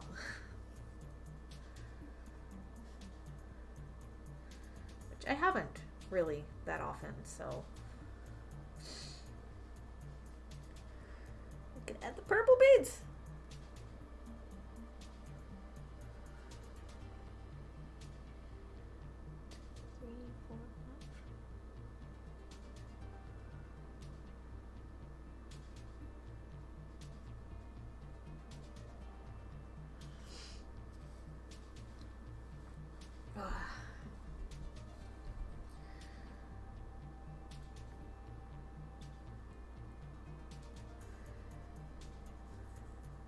Now, what I won't tolerate as an employee is when somebody like customizes the crap out of a drink and expects a certain price that the system literally will not do. You know, and when they've like found workarounds for the system and are like, you need to like enter it into the system this way, this way, and this way. And I'm like, that is not what you ordered, and I'm not going to do that because you're being a pain in the ass. I have done that to somebody. She got mad. Like, terribly mad. I'm like, I know my job. You don't know my job. Go away.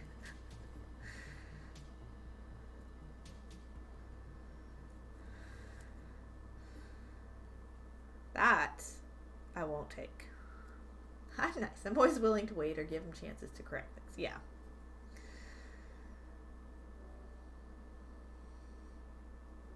I had a feeling.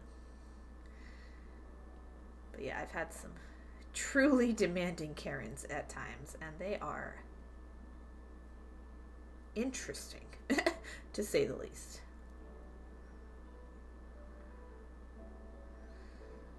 Do next. Oh, I'm done with this color.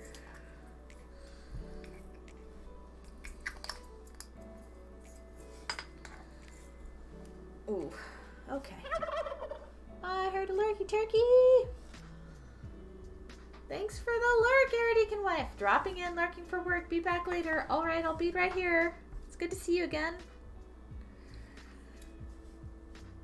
How did I end up with a frayed piece there?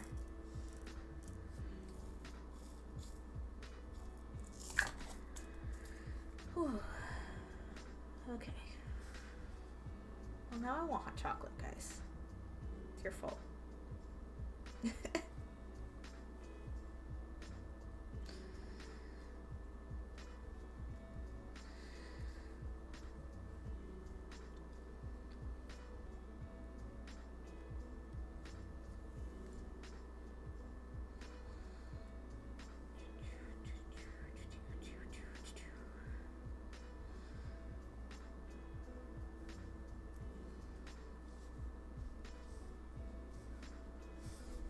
Oh, this piece is gorgeous. I love it.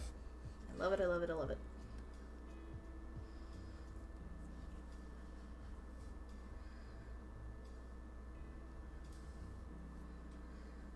Oop-a-doop-a-doop.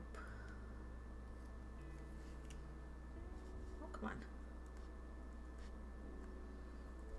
I'm really happy to have my gold KO thread back. I haven't had this one in months, and it's like, oh, I missed you. I missed you, gold KO. It's also like one of my favorite colors of thread ever. So favorite. It's really shaping up. Might want to frame that one. It'll end up like selling super fast, and then I will have had my fun.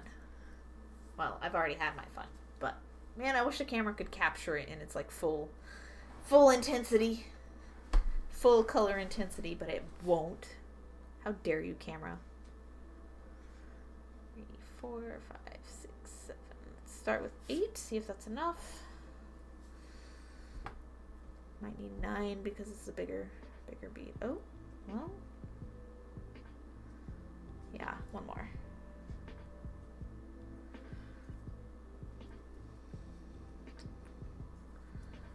Camera can never replace the eyes. No, unfortunately not. Eyes are superior.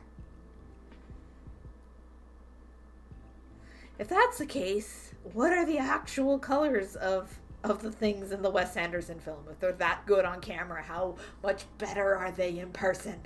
We need to know.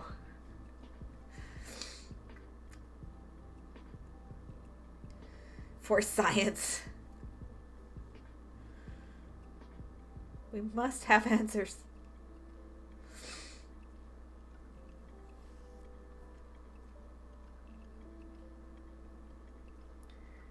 Yeah, no, I'm just gonna go through this one. Good question. If everything pales in comparison to real life, what does real life look like? For Wes Anderson. His brain must be just super vivid. Unlike the brains of his production teams must be super vivid. Okay, before I do that, I'm going to come back here and I'm going to weave in these tail threads.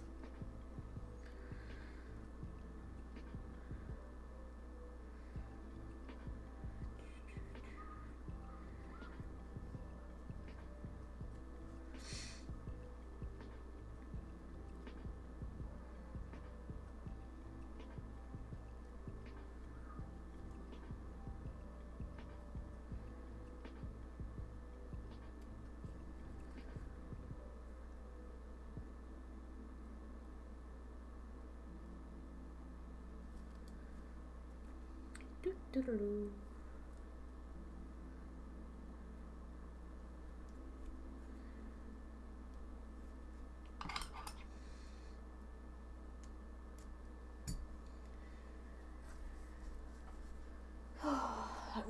happy with this piece. It's looking good. I'm gonna sit back and stretch though. Ooh. Oh. I've done a lot of beading lately. My back can feel it. Yay. Look at that. Look how pretty. Oh my gosh.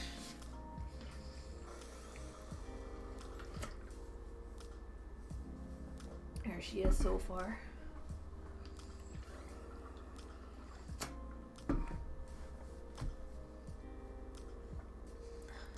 Oh yeah, this will be just the perfect length in the end. Just enough to have a nice little silver chain and clasp area. Perfection. Very pretty. Oh. Like, I can claim credit for the beads, but not for the initial inspiration. These are colors I never would have put together. Like, never. Pretty dang sure. Like, I just don't think deep purple and terracotta would have ever occurred to me, you know? Deep purple, terracotta, and cream. Just as a nice trio. Just, and then shades thereof. Just, that's not something that ever would have been a thing in my brain noggin. Nope. Like, there's a chance, you know, that a couple of different projects I'd be working on and have the beads pulled out for might end up next to each other. But that chance is a lot less than watching a movie and seeing the palette happen, you know? Really quite like orange purple combo, isn't it? It's just so gorgeous. It's so dang pretty. I can't stop loving this.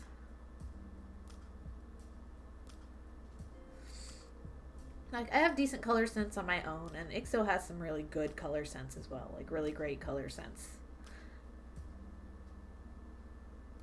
But this is beyond extraordinary. Well, like, matches the scissors, and I'm so happy. Look at that. Oh my gosh.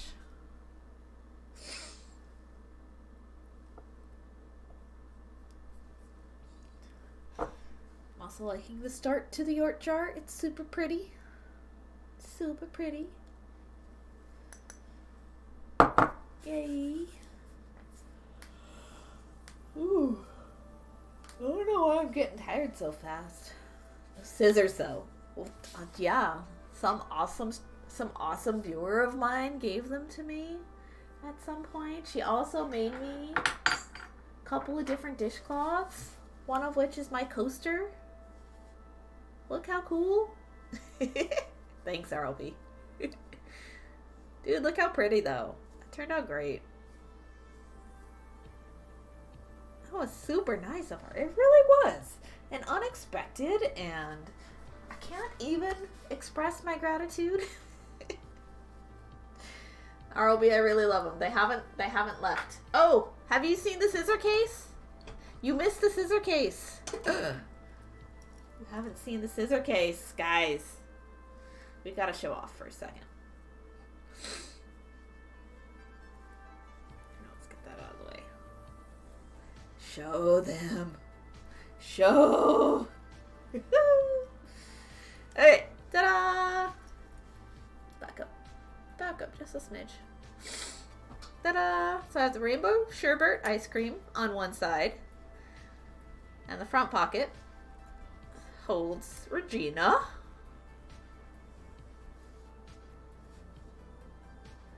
This is a bead point. This is a bead pointed 4-layer deep scissor case. And so this one has rainbow sprinkles. These are Toho bugle beads. And it's got the crisscrossy pattern on the cone. And the other side, same cone pattern, but a dark chocolate waffle cone with mint chocolate chip and Reginald Sliceworth. Oh my gosh. Oh my gosh. Show them. Show them. And then these sprinkles are the Toho chocolate sprinkles. As well as the chips are Tila's and half Tila's in size. It's freaking fabulous. How long did it take you to do? Well, this was one of those pieces that I was like, I have the idea for this. Bing. And I could never do anything with it because I didn't have Ada. And then I went to an estate sale in November down the street from me. And the lady had Ada. She just had 14 count Ada out the wazoo and at this estate sale. So I bought the pile of it. And that night I started charting the piece and I started making the piece. And like, the first layers of beadwork took me about 2 weeks almost straight. You know, that's pretty much the only project I focused on for 2 weeks. It gets better. There's the middle. Reginald Snippington lives in here with his sarin fob. And my glow-in-the-dark scissors also live in here because these light up under a black light. Love the mint one. Oh my god. It's great. And I lined it with a pair of old jeans that busted at the crotch. It's a freaking awesome idea. You did good, lady. I've had the idea for the scissor case since 2019. I just finished it at right around the end of the year. Or a little earlier this year. I don't know. I finished it in the last couple months sometime. Hate crotch busters. Yeah, I had another pair bust on me the other day. My orange pair. It's kaput, so I'll take the legs off and use them for something. I love that Regina gets rainbow sherbet. Well, it could have been Snippington. Buff Reginald could have had the rainbow sherbet. You don't know. You don't know. But yeah, I charted these myself. And the chart looks like this. Let me get it out for you guys. Easy bead patterns. Ice cream. Boop. So here's a chart for the rainbow sherbet. And then I added the sprinkles as I stitched it. I could have just come back and added them later. It would have been so much easier. But yeah. I stitched it in 4 pieces. So I stitched the ice cream and I stitched the cone for the front pocket separately. And same for the mint chocolate. I stitched the ice cream and then I stitched the cone separately. And then I assembled it all together later. After Phoenix, I thought for sure you would never bead point again. I thought so too. Until the Ada fell in my lap. Like, I've always known that this piece was going to be a bead point. Just because I got the idea for it from a bead point book. The Ann Benson bead point. She has like a landscape or something for her scissor case. And it's done in size 15s. And I'm like, I don't want to do 15s. So I charted this for 11s instead. But I wanted the pockets. It's super cool. Super great. And so it's easier for me to grab the scissors when I need to because I don't have to scramble for them all lying on the bottom of a container somewhere. It's perfectly VP, yes. So I gotta cross something off my list from 2019. Oh, it's been a minute.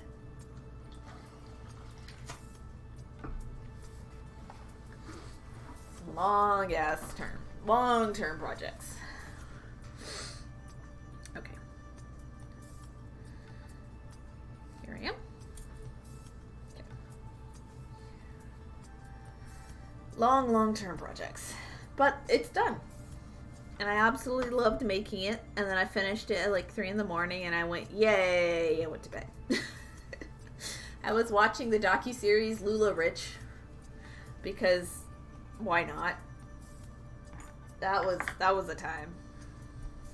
Damn some characters. I'm not a fan of MLMs. 1, 2, 3, and 4. They'd be crooked. Yeah, super crooked. And delusional.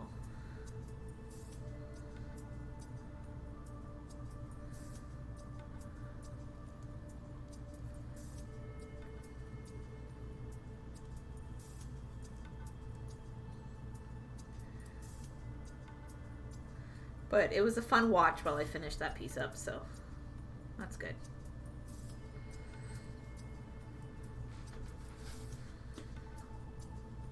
Yeah, I really, really love the scissor case. They all have a home now, so they can all live in there peacefully when I'm not needing them.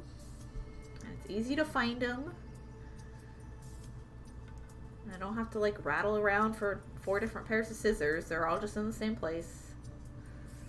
Those are all of my embroidery scissors. Well, no, I have one other pair of embroidery scissors. It's one that folds up. It folds into itself, but it's with my travel kit. And it stays there.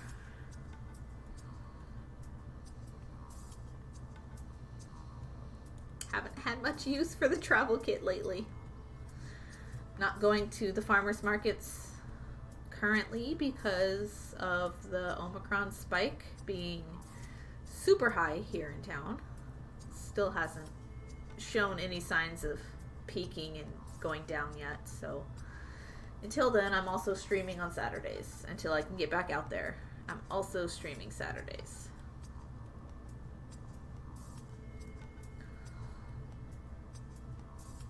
So that I spend all of my beading time wisely.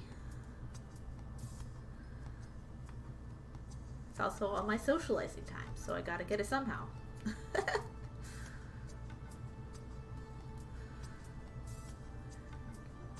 Ooh, look at those deep purple beads.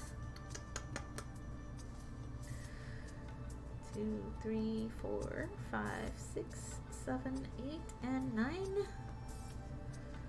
Huzzah! I almost want to make a matching pair of earrings for this. I don't usually do that with bracelets. We'll see what beads I have left at the end of it, though. I might not.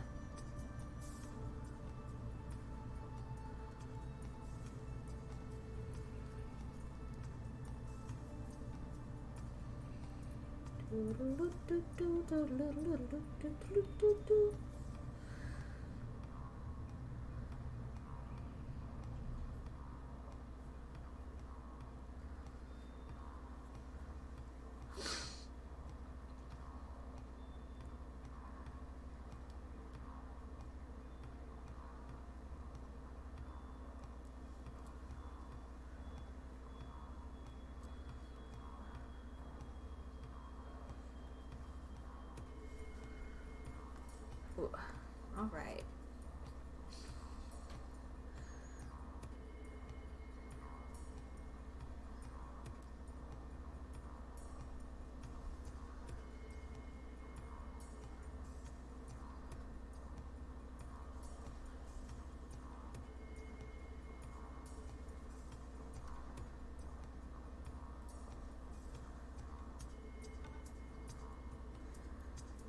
Four, 5, and 6. And the Reginalds disappeared again. I put them away. Oh no. Go, Regina. Come back in. She's still super sharp. I love it. She looks so good with that. Just perfection. Alright, 3 out of 4 done. I only had 4. I would have loved this to be a 5 motif piece, but there was not a 5th button. So, it's only 4, which is fine. It'll be just fine that way anyway. Oh. There's the back. Pretty, pretty, pretty, pretty, pretty, pretty, pretty, pretty, pretty.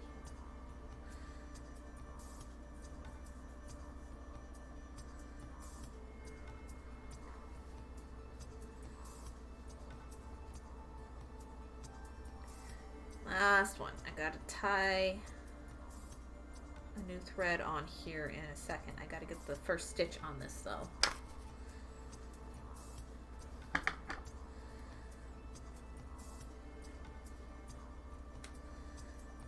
The scrap leather has lasted me for years and years and years, and it's still going strong. I don't know what I'm gonna do when I run out of it. Be like, oh no, I don't have that purple leather anymore. Sad day.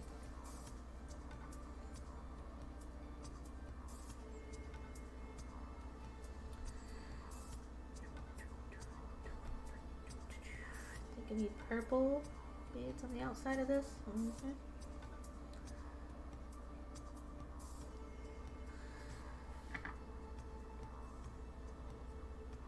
Start my brick stitch edging. I'm gonna have to immediately add a thread, which is sad, but oh well.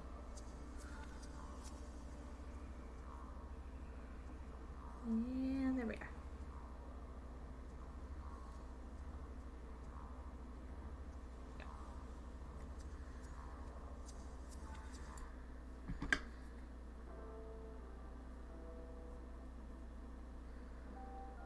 The softest side facing outwards.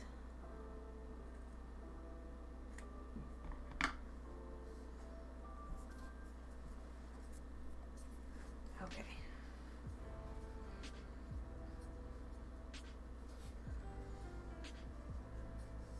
I think I'm done with that color.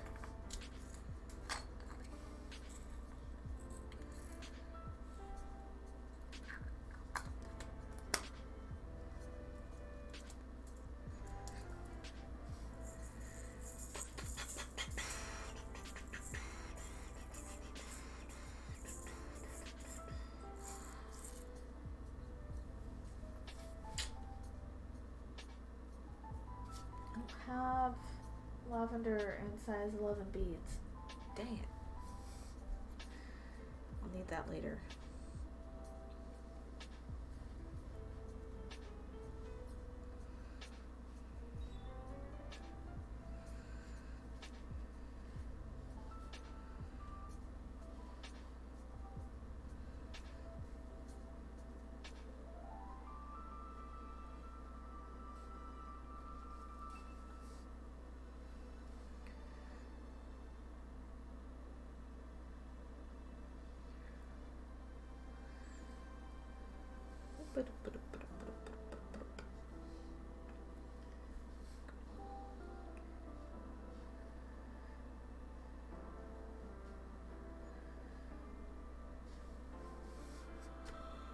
Oh, I feel like a nap. I don't know why. Could be the quiet music.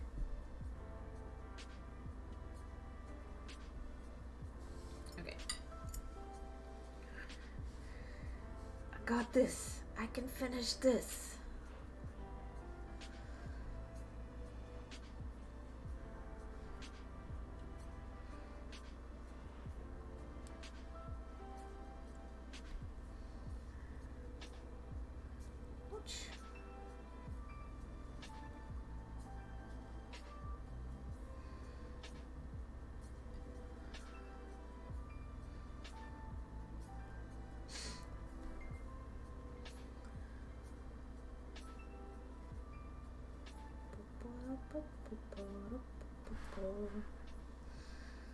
It's so pretty.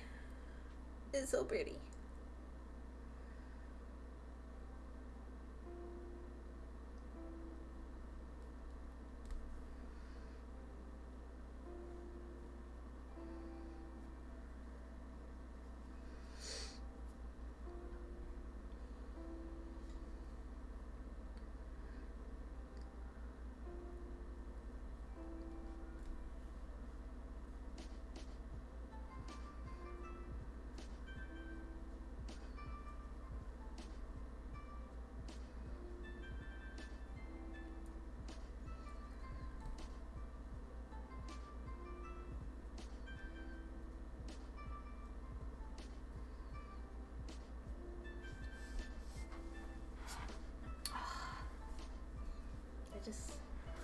You gotta admire your own work sometimes.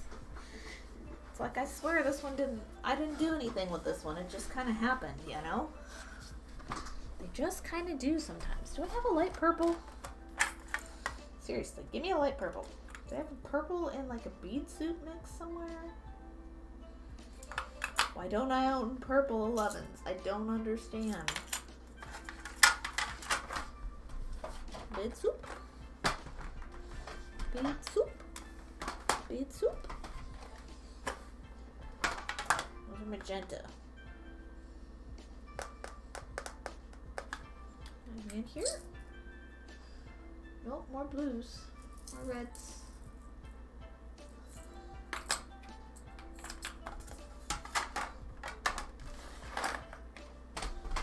Purple is my problem colors, guys. I just never have the shades that I want.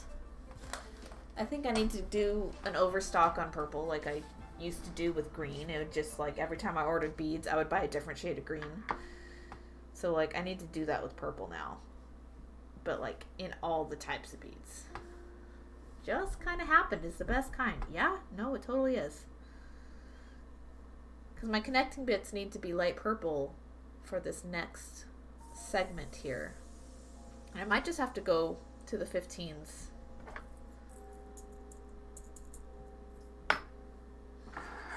Because I don't have anything else that's lavender colored at all. Like, I have size 6s. I have some E-beads. Those are over here. They're atomic. Woo! But they're not the right size. They're not size 11s. I need size 11s.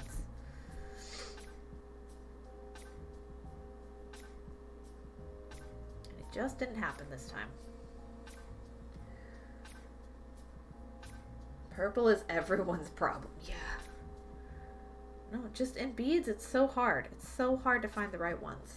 Dasky, hello, you made it. Welcome to stream. Would you like to see what I'm making? Yay. We have a mod, yay. I only bopped one bot today. Surprised I bopped a bot at all, actually. Look. Dasky, how pretty. Look at. Ooh, very nice. So yeah, we were watching the Grand Budapest Hotel last night. I was. Look. Look.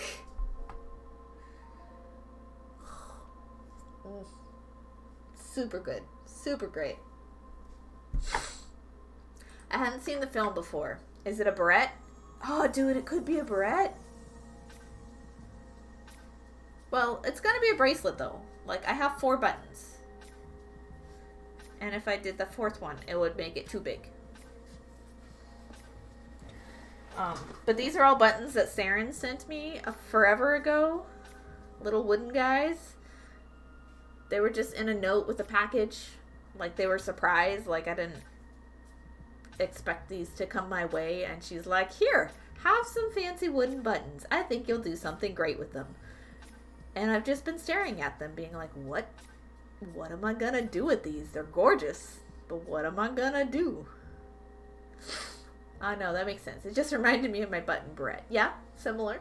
Yours was brick stitched around. This is embroidered down. Because I didn't want anything covering up the surface of the buttons, so I didn't brick stitch around them. I glued them down and stitched them down, and then embroidered mandalas around them. She wasn't wrong. Well, no, she wasn't. But also, I didn't expect it to be this nice, this good, this pretty. So just like 4 little buttons that are obviously a set.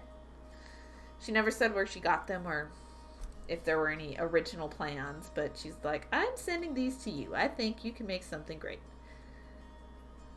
And like, I didn't have any solid plans for them other than to use them as a set. That was my only rule for when I get around to these buttons, is use them as a set. Is the only thing I told myself I was going to do. Keep trimming that down.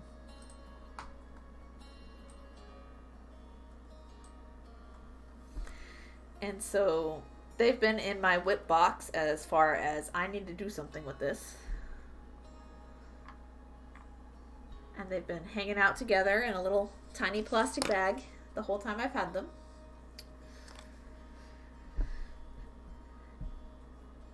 And then I didn't watch the film until last night. And I was working on a different piece, and I finished that. But the film was still, like, going. And I'd already, at that point, like, paused it on a still shot to pick out colors that matched the scene. I'm like, okay, you've picked out colors. You want to do something with this. But you're not allowed to start something new. You're only allowed to use these colors on something you haven't finished yet. And so I looked through my stuff, and the colors seemed to go super well with the patterns on the buttons, which look like carpets that could go in a fancy hotel, right? So that's obviously what they are. They're little tiny pieces of carpet. So, yeah, that happened around midnight last night. Maybe a little before.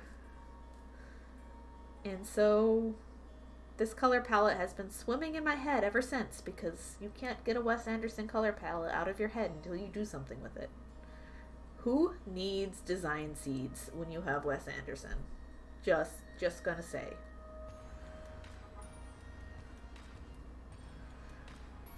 He very much loves orange. I love his use of orange, but I never would have thought that orange and like a deep purple plum together would be so fantastic, and it is. It's so great.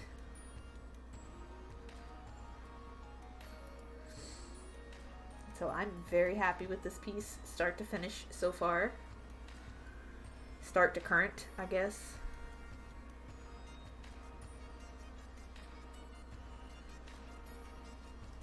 And you know that's when you have a good piece is when you can't let it go. It's like when you have a good book and you can't put it down. Is you're like, I have other stuff to do, but I need this piece to happen. It needs to be finished now, you know. That's when your best pieces, honestly, is the ones you're like, I gotta one shot this. If I let it go any longer than a day or two, then it won't be good. Well, it's certainly coming out well. I totally agree. It's so beautiful. I love it. It's so beautiful. I love it. I couldn't be happier.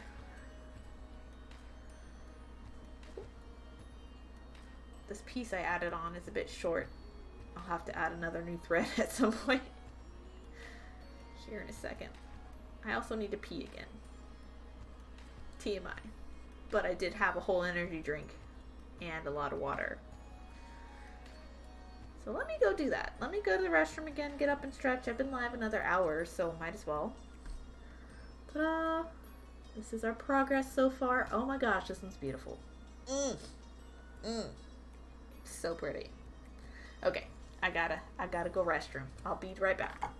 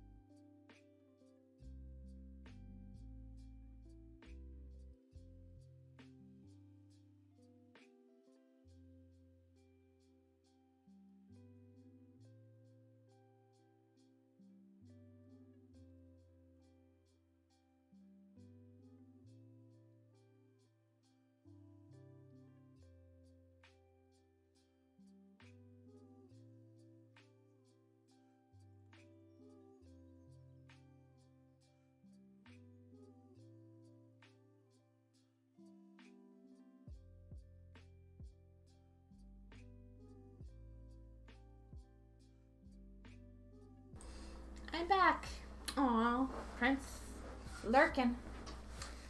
New supplies. Ooh, neat. I'll have a good stream. Ta-ta for now. I have hot chocolate after all that talk about coffee and tea and hot cocoa. Okay.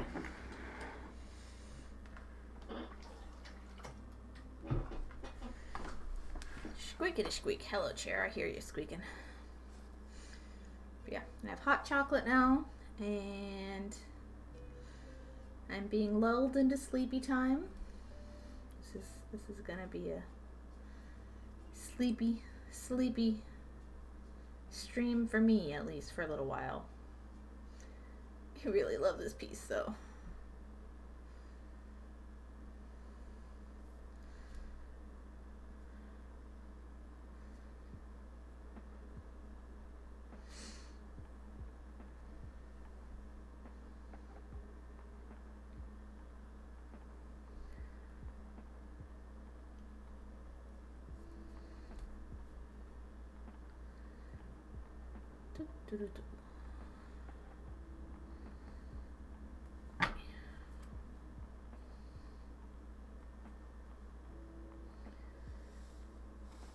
Like, I want to watch other Wes Anderson films now, but I know if I do that, I'll be caught up beating other projects that I don't have time for.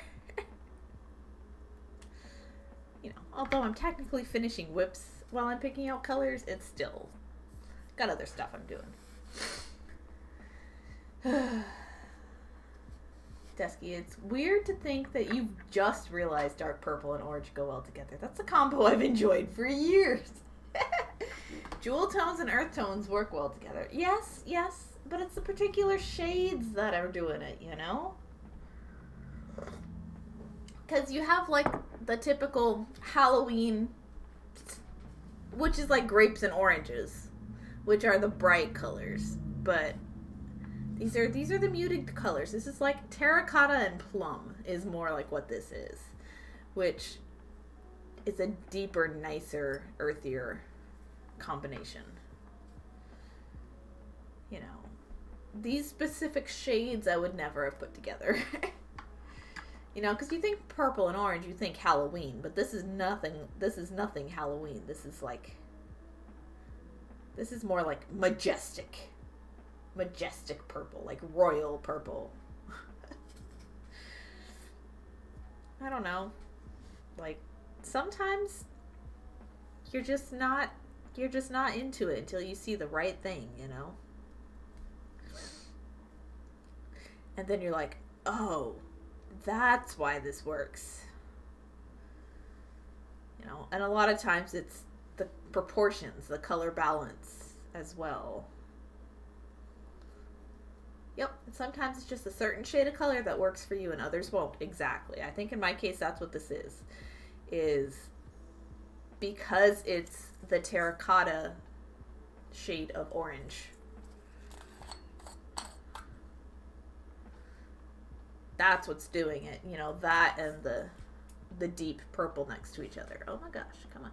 There we go. And I've got a couple of different shades of the deep purple too. You know, this one almost looks black. It's like how navy blue has a much different appearance than, you know, capri blue or sky blue. You know, sometimes you just don't know until you have the shades next to each other. And then the colors change when they are next to each other.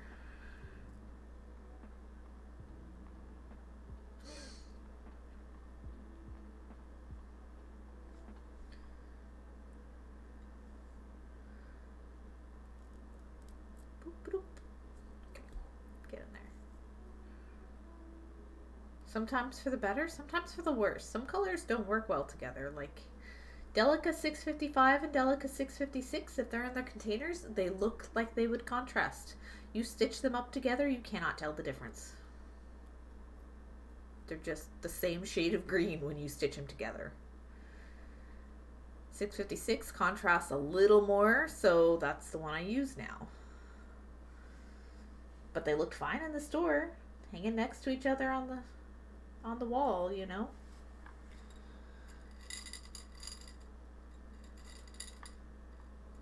Oh my gosh, purples. You escaped. Cat's eye beads are everywhere now.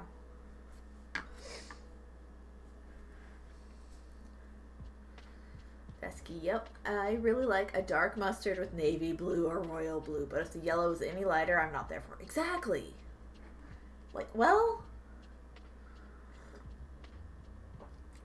if the yellow is lighter, you need to add like white and silver to it to bring it back into a palette that works. It can work with lighter yellow, you just have to be careful. But yeah, that mustard and dark blue, like these two colors, this is what you're talking about. These two colors here. Scrumptious. And it works great with the cream. And a silver. Do I have silver on here? I don't have silver up here right now. Here. Nail clippers. Nail clippers are silver. There you go. That's a nice palette. That palette together is gorgeous. I've used it a lot. And like the first time I used it was because IXO used to have some pants that were this mustard color. I don't know what happened to them. I really don't know what happened to them. But he was wearing that one day, and it was a cold day, so he had put on his like blue cashmere sweater. And then I'm like, stay right there. He'd come into the room to tell me something, and when he was done, I'm like, stay right there. And he's like, what? And I'm like, give me a sec. And I pulled out beads because of what he was wearing that day, you know? And that was before the color combo had gotten like enough popularity. I guess if he had the pants, maybe it was starting to seep out, but like, I don't know. And there have been other times where he's just stopped me and said, turn, look, colors. And whatever it is something that was really pretty together, so I take a photo or make note of it and then go back and do those together. So yeah, often enough he will point things out or send me photographs,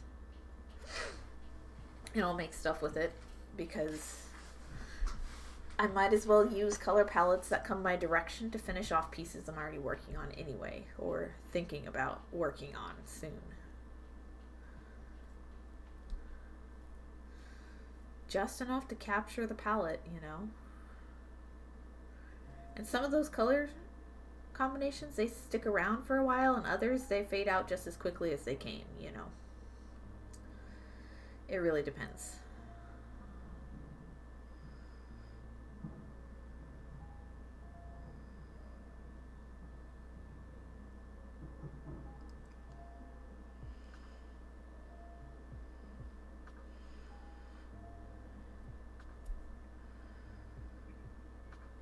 I have spent a whole stream talking about purple and orange.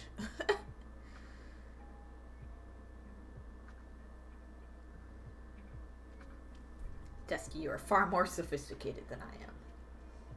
Using the jewel tone versions together.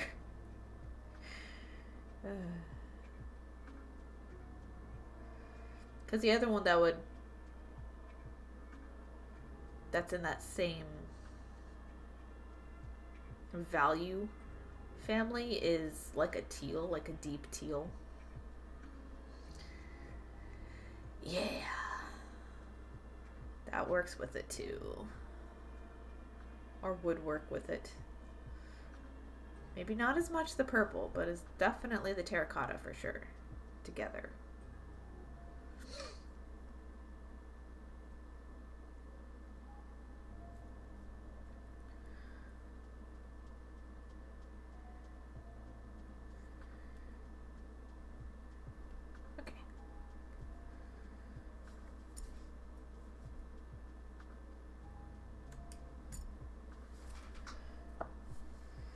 And I need another new thread. Goodness. Eating through thread on this one. Sophisticated is not a word I'd use to describe me. Shh. Shh. Chihuahua skeletons with lion manes. And jewel tone purple and orange is sophisticated enough for me. Thank you very much.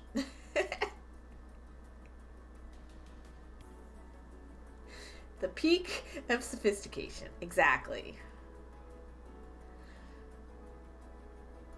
Kaiju Godzilla's eating the gnome garden. Super sophisticated, if you ask me. Anime colored rooms. Yes. Please. I would love a colored room. White is a bit much. Just a bit... Nah, for me.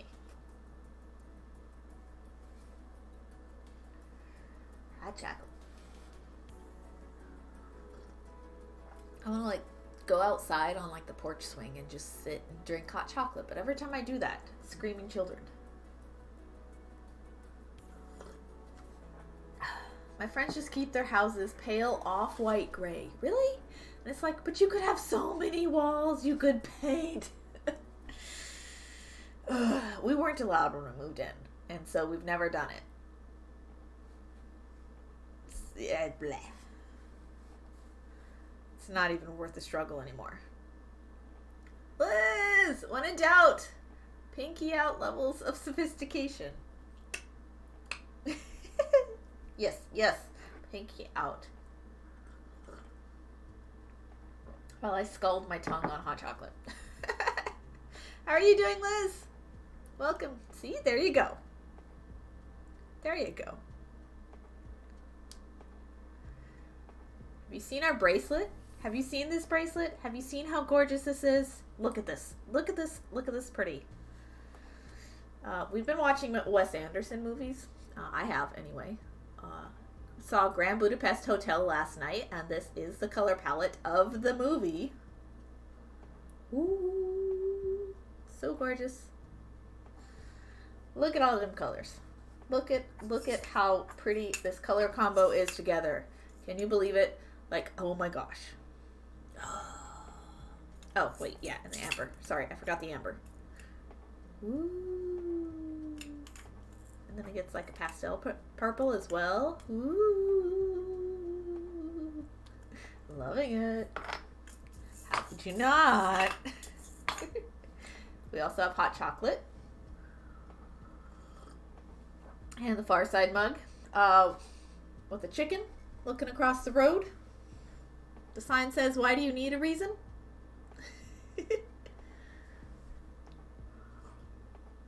Hot chocolate, solid get. Yeah, I wanted a second energy drink earlier and backed down from that bad idea. Like, I've been fine for the most part lately, but I don't need to overdo it. That's just self-harm. No thanks. I need to put these back. Get in there.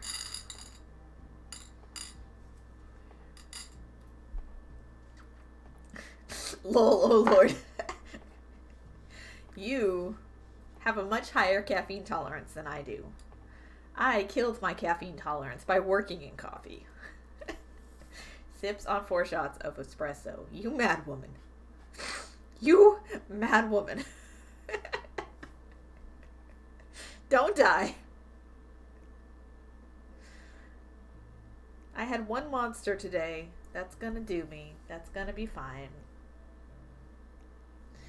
I like not having anxiety. Thank you very much. I also love Death Wish coffee, but I don't need the panic attacks in my life. Just saying.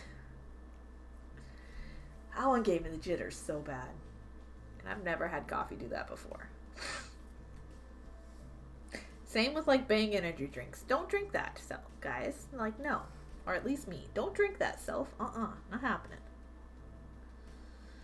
Worked in a coffee shop where like there were cold drinks that were made with Bang energy drinks, and the recipes never quite used up the rest of the can, and so the baristas were allowed to like finish off the rest of the cans, and it'd be 2 or 3 ounces left in the bottle depending on what the drink was, not the bottle, the can, or depending on how many were open for multiples that needed the same. Yeah. You know, so there'd just be these spots on the counters where they would collect, you know, bits of unused drink, you know, both for future recipes and for, like, baristas to, like, snag, and just go off to the back and chug it down. And it's like, oh no, that was a bad time, man. That was a bad time. No wonder that job was stressful. Without any of the problems that actually made the job a problem. Just the fact that there were bank energy drinks just lying around for you to drink. Desky. Espresso has less caffeine per ounce, but if you drink espresso instead of drip coffee, you're consuming fewer ounces in general, so less caffeine. True. A 12-ounce cup of coffee has more caffeine. It has about 110 grams, roughly. Shots of espresso can vary between 35 and 50 grams of espresso, but if you're like Liz and you drink espresso all day long, it still adds up, you know. Desky is technically right. Even the 4 shots is less than a cup of coffee. Technically right is the best kind of right. Alright, I know what we're doing. Drink a double shot and a half cup of water twice a day. Ooh. Americano. Shots, everybody. And this is why Liz is a squirrel. Ooh, what's that? Ooh, coffee? Ooh, you said espresso? Oh, Desky, I ruined my husband and he thinks regular drip coffee is weak bean water, dude. Oh, no. Hey, Americanos are good. I'm not gonna lie. Weak bean water is just fine, man.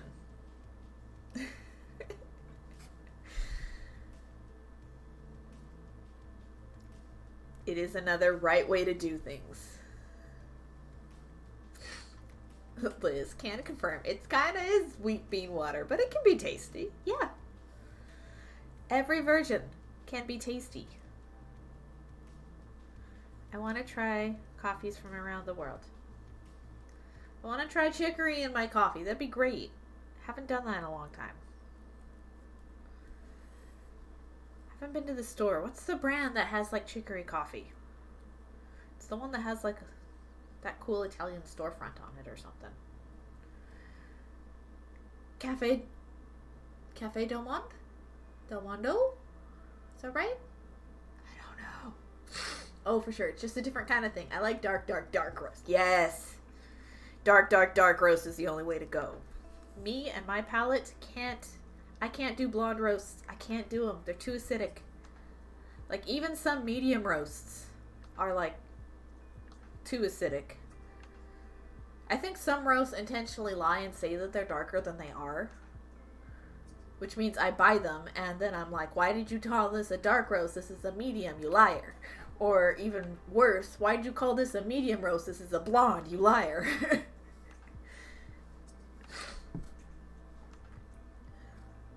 I like a lot of drip is medium roast, so for me it tastes like someone whispered the word coffee next to the cup.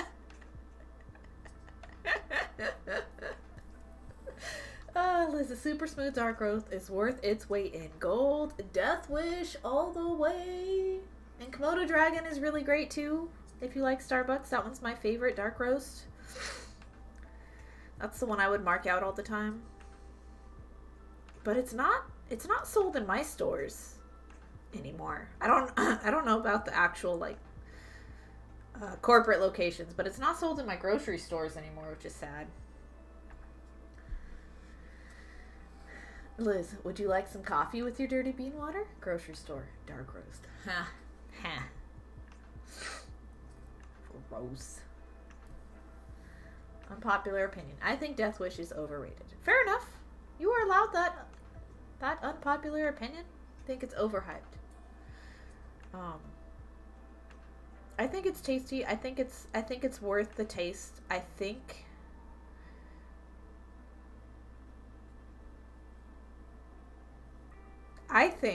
you know, they don't give you super detailed information about the roast itself.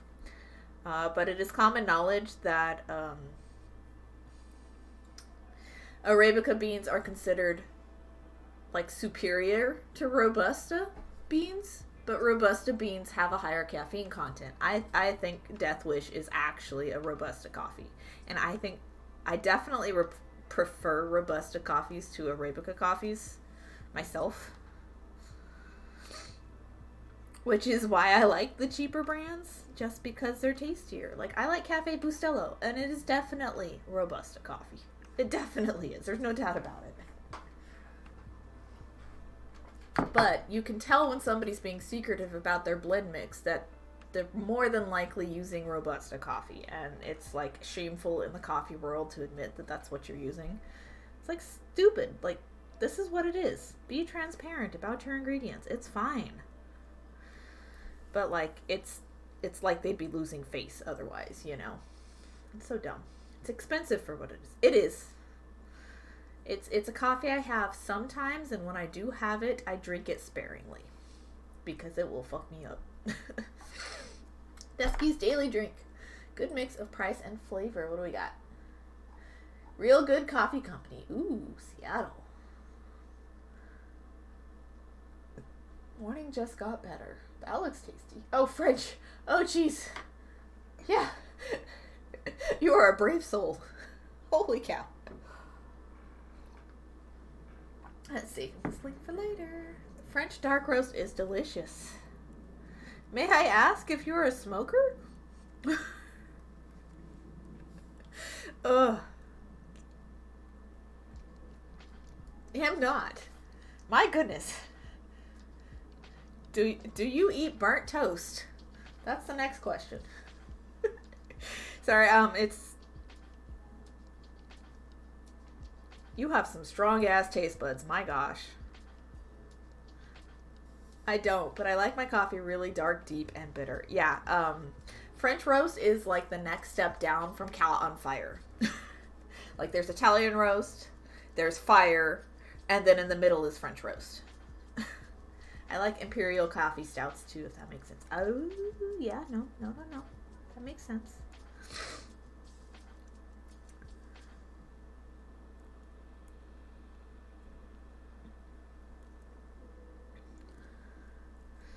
But yeah, like, it's just one of those things. If somebody is a smoker, they are pretty much guaranteed to like French roast because what smoking does to your taste buds, and French roast is one of the few things that can just cut through that, you know? But there are people on their own, like you, who enjoy it as is anyway. It takes me a minute to get through some French roast coffee. My goodness. No wonder everything else is bean water for Deskey. I do drink my coffee with creamer, so that probably has an impact. It does. It cuts down on some of the intensity. But man, that's an intense coffee anyway. Whew. Respect. I can't do that.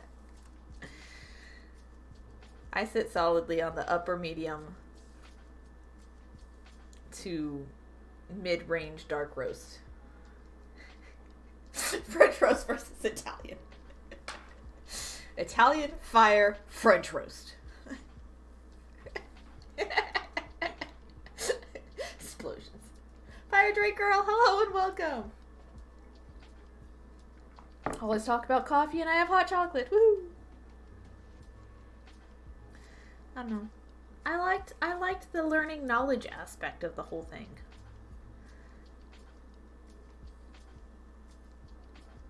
I just can't do it anymore. I get to enjoy it. Like, as a human who enjoys coffee, and that is the extent of my need for any of that in my life anymore. I promoted myself to customer. Deskey, I'm the one over here pouring motor oil in my cup in the mornings. It's fine. You are a brave soul. I'm going to reinforce this terracotta row here. And then I get to attach the thing. Woohoo! probably should also like weave in these ends on this other bit before I attach it, honestly. Fire Drake, hi! I have hot chocolate. Me too. It's too late in the day for caffeine for me. What are you talking about, Pearl? It's only 4 p.m. Well, yeah. If I ever want to sleep before 4 a.m., then I get no more coffee. Old twinsies. Motor oil. Are you a French roast, Liz?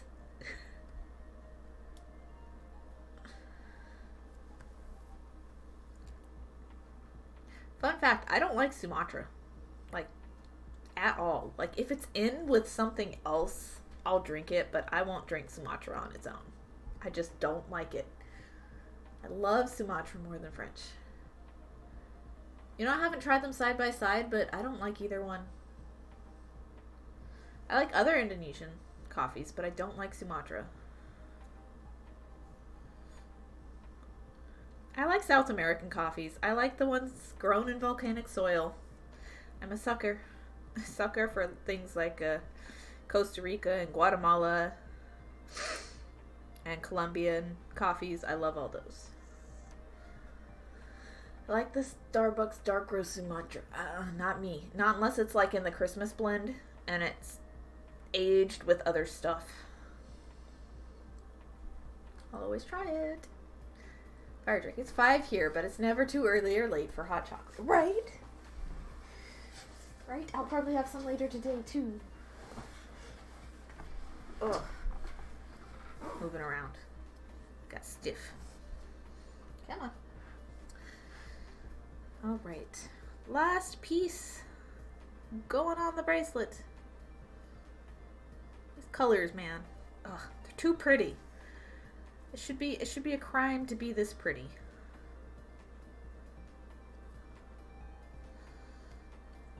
It should be a crime to be this pretty, beads. Stop it.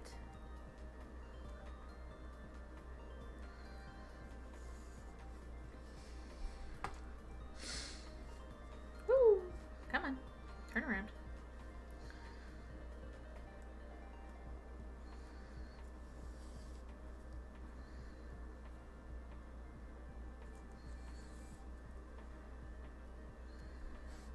All right.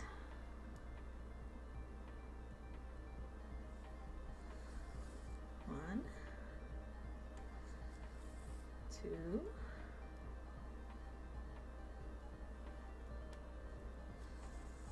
three, 4, and 5. Come on, get in there.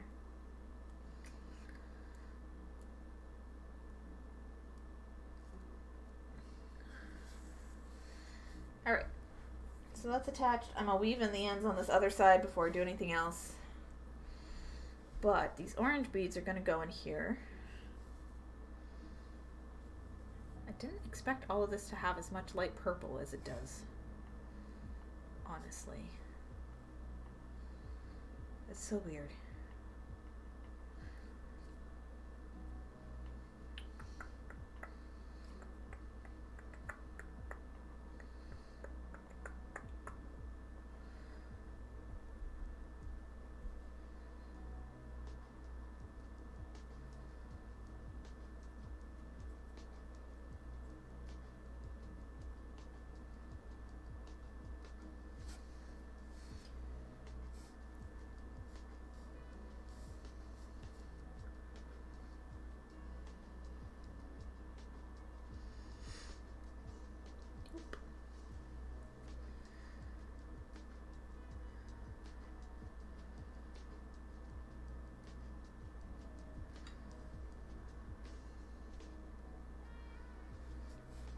Okay.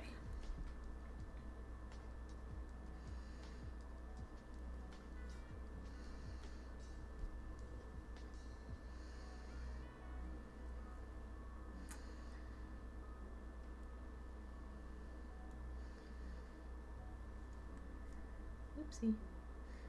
I lost the one thread, oh no. How dare you fall out of the needle, oh no. I just can't get into hot chocolate. It's never as good as I imagine. No, but it's a good thing for like me. For like, I have a sweet tooth, but there's nothing to snack on in the house. But a lot of times we'll have the hot chocolate pack just sitting.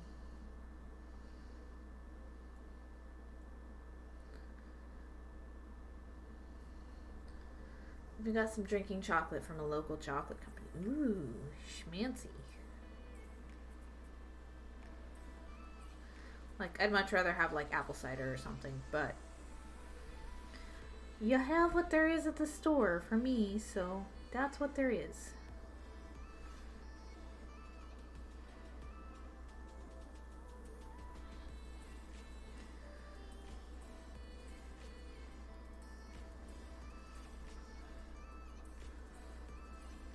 Gotta splash a creamer. Yes. Creamer's the bomb. Okay, good enough. We're so close to done with this bracelet.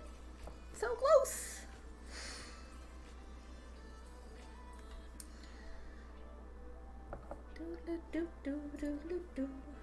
Okay. So this one and this one.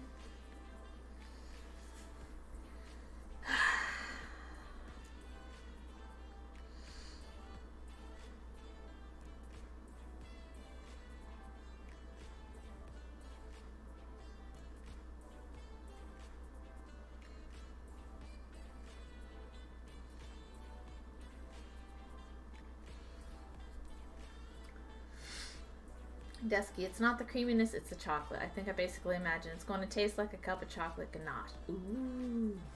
But then it doesn't and you're disappointed. Ooh, hello Jess! Welcome in! How are you doing? Ah. Ooh. We're working on a Grand Budapest Hotel inspired bracelet. This color palette's very Wes Anderson.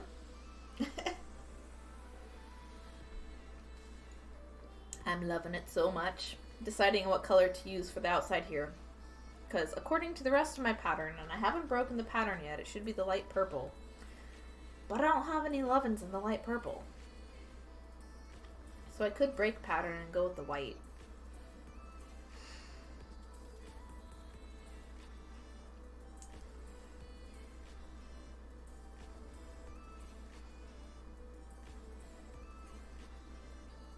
But I think I'll do the light purple and then do the white and the yellow over here.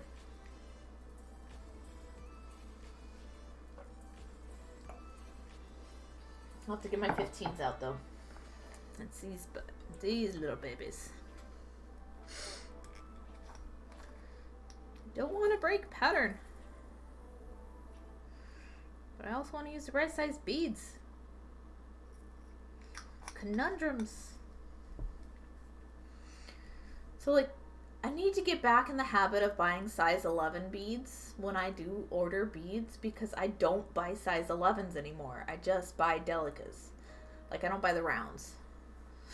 I just buy the delicas, and it's a problem because I need all the sizes, all the colors. So I probably need to just buy everything I'm getting in size 11s as well, because I keep running out of things I need. Like, I've got plenty, but also at the same time, like, I don't have purple. The purple problem is ever present. I hate it. Does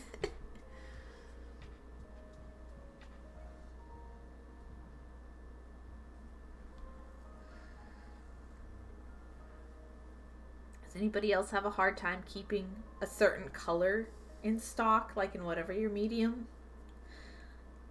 Either just because you forget it exists, or because manufacturers don't really make many shades. Too bad beads aren't like paint. You can't just mix them together. You know how much trouble that would save me if you could? Just like this pile and done. That's why the Phoenix was such a pain in the butt, because that project actually called for blends, and I didn't know what blends were before I bought it. And I just confused myself so much in the making of that piece. trying to figure that out with what I had on stock. Because I stash busted with that piece. I didn't buy anything new for it. I stash bust with all my pieces. Are you kidding? The only times I buy new beads are when I am very, very low on an old favorite.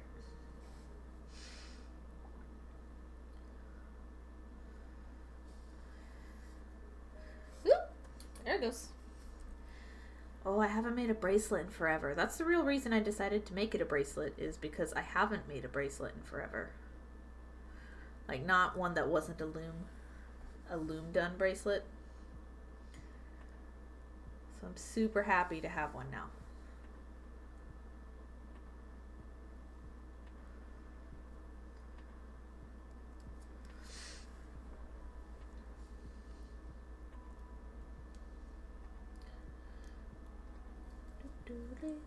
Two, 3, 4, 5, maybe 11, 6, 7, 8, 9, 10, 11. Look around, or do I need to just leave it at 9? Ooh, 9. 9's a better idea. Ooh, too many.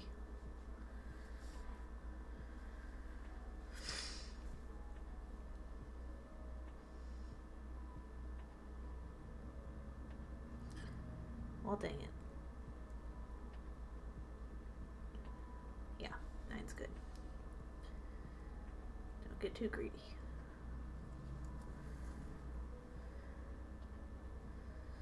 Yeah, don't break the pattern. Don't break the pattern. It's been hard not to break the pattern. It'll turn out better if I just keep with the sequence I've been using. Desky, if I wore bracelets much, I would have already bought this. I was expecting some sort of comment like that this stream, honestly. It's like, it would have already been in your account. What? How did you do that? I know, it's that pretty. This is one of those that's an instant love.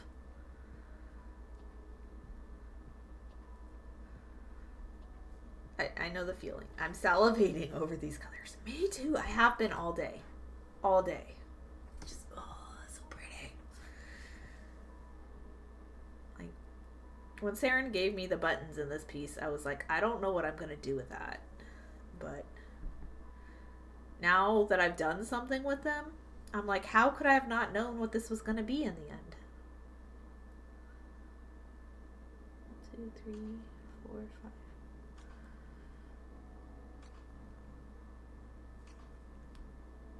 It's just like, there's nothing else it could have been. This is the only thing that makes sense for these buttons. There was no other option.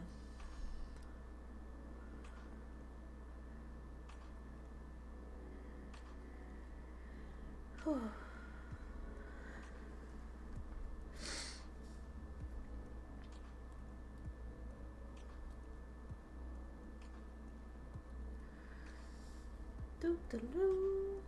Okay.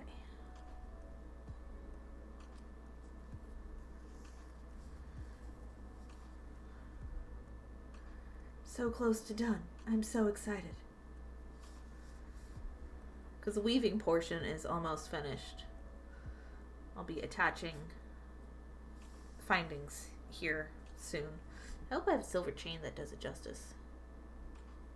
Because unlike what you would think for the accents, like the metallic accents in the film, were actually silver instead of gold. I could have added some silver along the way to help it along, but it just didn't seem to need it.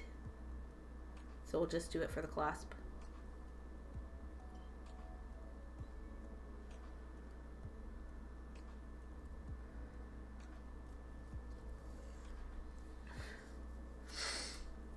Jess, I really like this bracelet. I've been trying to play catch up on all the subscription boxes I sat while I was doing holiday projects.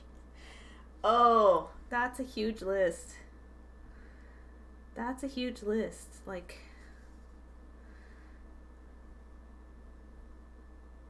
can't even imagine trying to, like, catch up on all of those.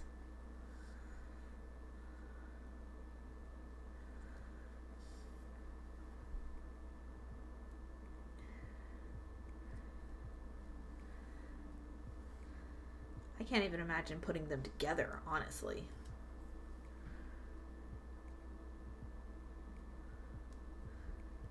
Your mouse turned out really great, Jess, by the way. He's so cute. Pesky subscription boxes seem fun, but also like they might get overwhelming. Yeah. Yeah, that's a good way to put it. Like, I was trying to think of something to say that would make sense, and I think you said it. Jess, I'm down to 4 Potomac boxes and 2 of the bead box bargains. Ooh. But yeah, I think the subscription boxes would be a great way to learn a variety of projects. But after a certain point, like, it seems that most beaders eventually make their own design modifications. And it seems like they eventually come up with their own designs and their own, what if I do this, and what if I substitute this, and what if I do this with these colors, that after a certain point the boxes would become less necessary. You know, it was the same thing with the magazines for me. Like, I would have a variety of beads, and then you'd have the projects in the magazines, and I would spend a long time making pieces that were in there. But eventually there came a point where it was like, I don't quite like the look of this. What if I did this as well, using, you know, the base project as inspiration? And it just kind of goes from there, you know? And then eventually you're not even, like, using the magazines anymore. Even if you're buying them, you're still like, I should make something in here, but you're also already making your own things, you know? I don't think a subscription box is any different that way. I think it's the starting off point where you learn and then go from there, you know? Jess, I don't let the build-up bother me. It's not going to go bad or anything. Find them useful in challenging my design process. Ooh, yeah, there's a good way to think about it, too. Well, the bargain bead boxes for sure, you know, because that's just a selection of beads sent to you, right? That's kind of what I did here. Was I picked colors, but I made myself use the colors in something I already had that I intended to make anyway. Potomac has 2 projects in the box. The rest of the stuff is makeup on your own. The bargain bead box is all original stuff. It forces me to play with things I may just gloss over. True. And that's a good way to approach it too, is everything's a challenge.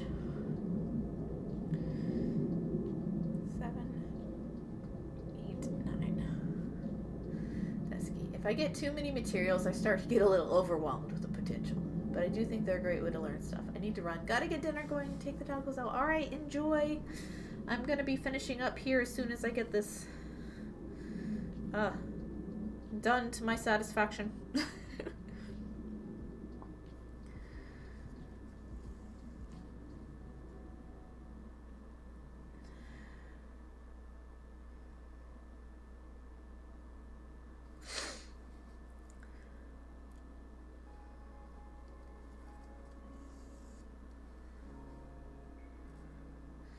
Yeah, I think for me, I'm beyond the point where I would get enjoyment out of a subscription box, you know?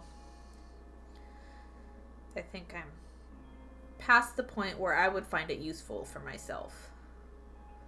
That does not mean they're not useful. It just means they're not for me.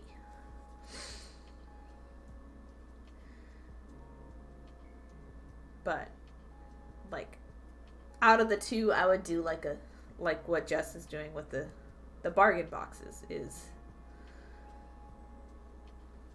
using it as fuel for inspiration. Like, using it as like an artist challenge, you know. I can't use anything but these, or I have to use these in the project regardless of the outcome, you know. Jess, it's also a good way to build stash. For now, I like it. Fair enough. I don't know. I don't know how I'd feel about, like, building stash, but, like, not knowing what comes in it, you know? Although I know with Bargain Bead Box, you can, like, there's the box, but you can also pick things you want as well, right? You can add to it. So that'd be cool. My nose itches, I'm sorry. Yeah, those 15s are a little small for that, but oh well. We'll live with it. Although when people give me their stashes, you know, I don't get to choose either. It just is what it is. You get what you get.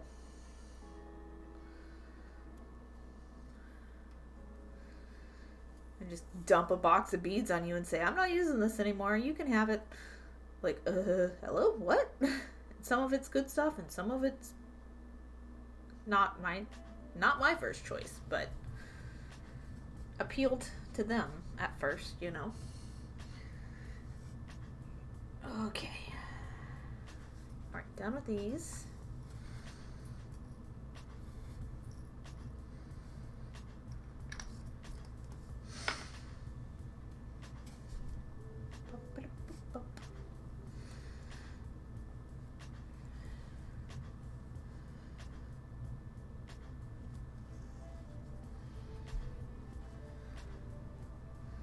Almost there, guys. Getting to the last beaded portion. And then we can start seeing how much chain I need for bracelet ends.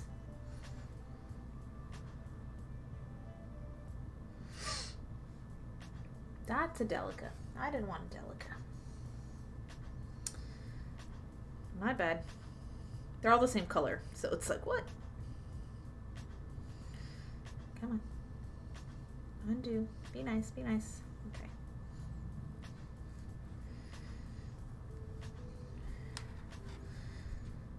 I was just like, it's an 11. No, it's not a round. I want the rounds, not the delicas. Not for this.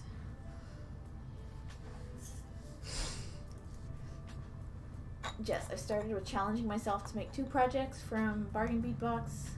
Now I have a goal of 4. Oh, jeez. Big goal. I like to make sure I make at least 2 more out of the Potomac box. In the long run, they more than pay for themselves. Fair enough. In the learning and the experience and the practice and all the things, right?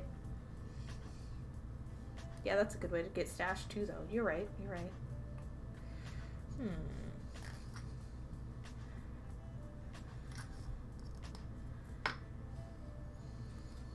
I don't know, but there's always the possibility that you could just not do the projects and then use the beads for those projects for other stuff too. Like, that's always an option. You don't have to make the projects. Remember, that's a thing too, and it's still a good way to build stash. Okay, that makes more sense. Talk myself through another way to do it.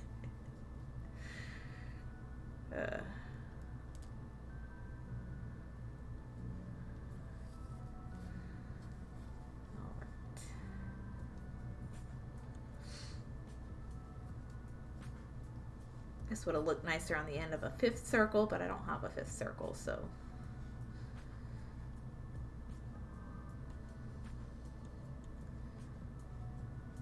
H do. Maybe 7. These are a little bit bigger than the others were. Yep, 7.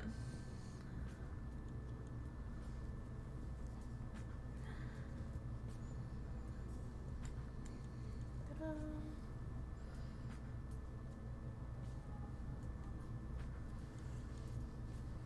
I've done that too. I will start a project and not enjoy it, so I modify it. That'll work. Oh no. Not all projects are winners. Even, like, yeah. Things that are published, things that you make, things that you attempt. Not everything's a winner. I had an utter fail the other night, which is fine because in the end, if I had left it as a finish, it would have been structurally unstable. But I had a bracelet that the beads went together perfectly as far as it looked cool together, but trying to stitch it and make it actually structurally stable was impossible. I tried 3 or 4 times. I tried with reinforcing my threads in the places where it was snapping. I tried a bunch of stuff. I didn't even take any photos of it. And those beads still go great together, but they don't stitch together, which is so sad. It's like I bought them to go together as well, and it didn't happen. And I was just so upset because it was like 3 in the morning, and I'm like, I need this to work, and it was like not happening. So I ended up just ripping apart the whole piece and putting beads back where they belong instead of trying to keep going. Sometimes you just have to give up. Sometimes it's safest to just give up. And you know what? I like this bracelet a hell of a lot better than I would have liked that one. And I loved the look of that one. So, you know, use your energy for the pieces that work. Definitely use your energy for the pieces that work. If you're just unhappy making it, just take it apart. There is no point making yourself miserable over a piece that's not actually functioning. Oh, this is so pretty. Okay. Last bit.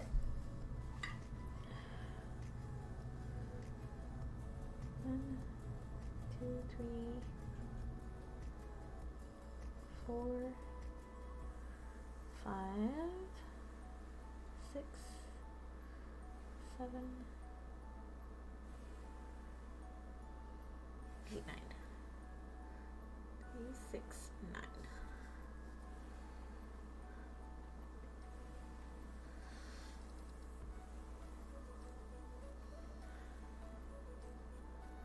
Reinforce this little loop a couple of times, and that's where we'll be attaching jump rings. Could have gotten away with 8 just as easily, but the other side had 9, so whatever. Jess, I hate when that happens. I made a component the other night and then gave up trying to make it connect to a second one. Now it's a choker focal. Fair enough. Sometimes that's all you need it to be. Or a keychain. Or like make a second one and make it an earring and they don't have to connect at all, you know.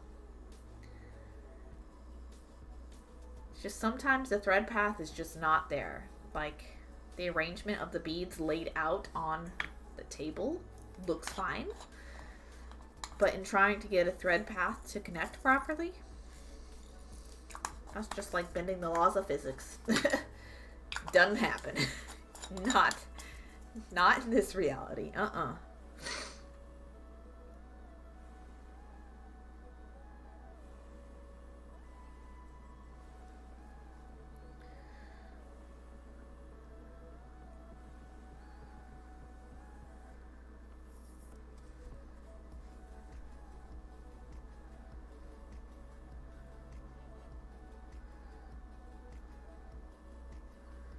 Yay! Okay, that one's reinforced. I can start weaving through, tying it off.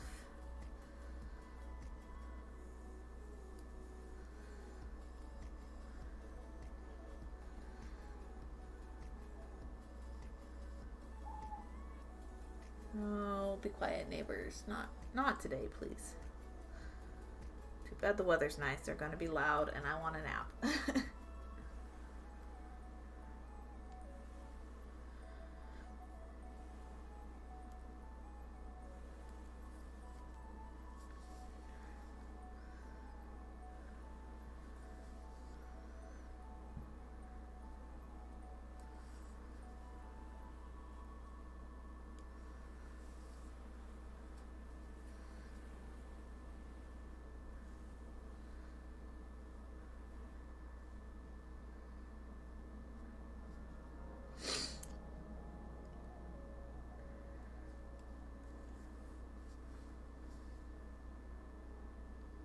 Come on. 2, 3.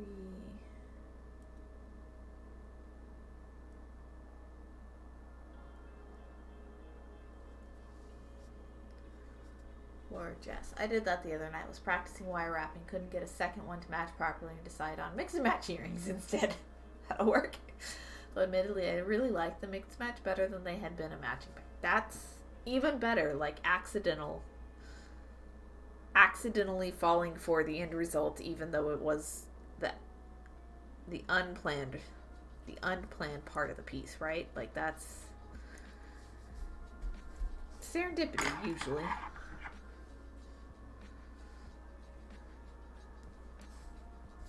There we go. So, ta-da! And then I have clasp. Clasp to attach. Clasp attach. So I'm going to do a couple eye pins. And then I'll do the clasp. I guess. Because I still have 2 orange left. And this is all I have of these fire polished. And then this will be the dangle. So I need silver eye pins. And that's partially because I don't have any gold either. So like all my gold jump rings are gone because I ran out. Any silvers, head pins will work.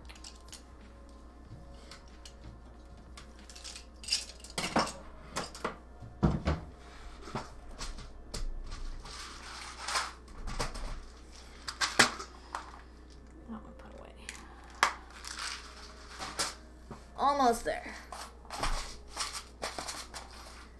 We are in the home stretch.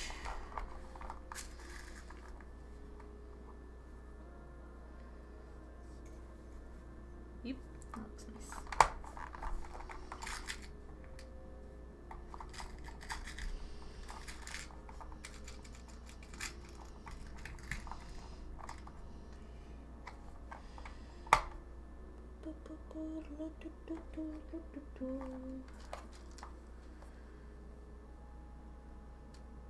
Yeah, that'll do.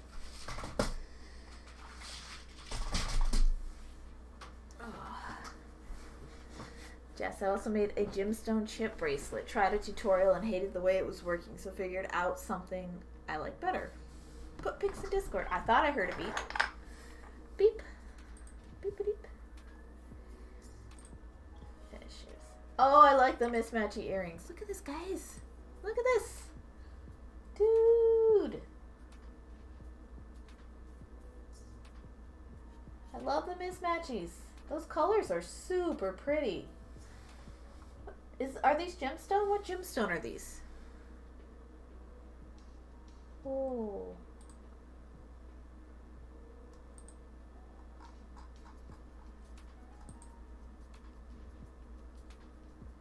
Damn, that's pretty.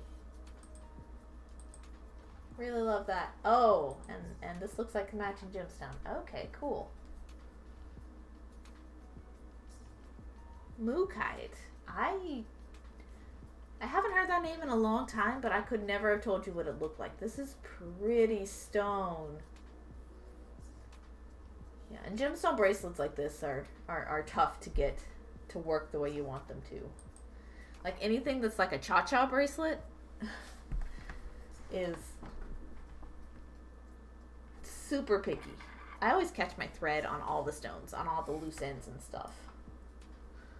Dude, the stone is so pretty though. Oh.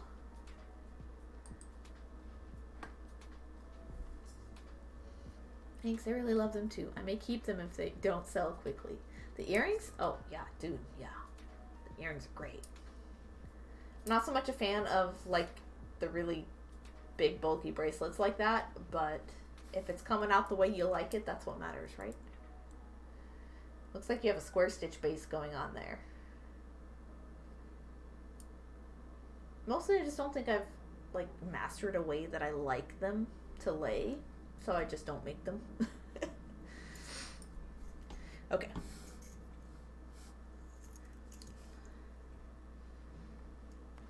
I need 3 of these.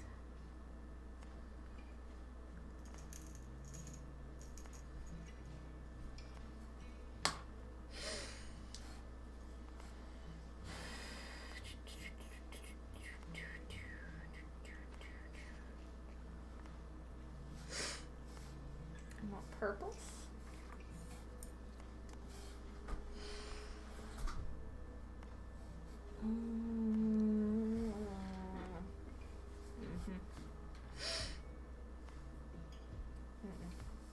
Those.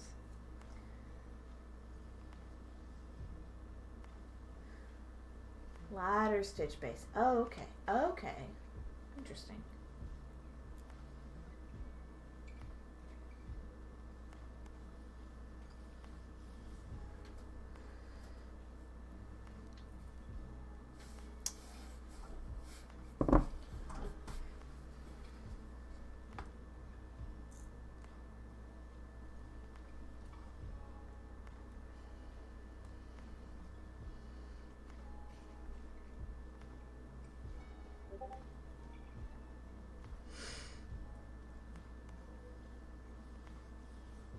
Oh, you have someone recognize the stone, so there you are. Cool.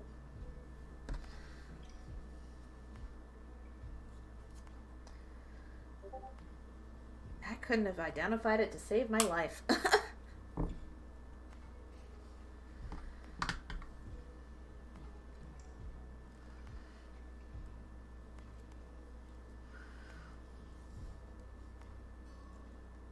Pretty stone though, my goodness.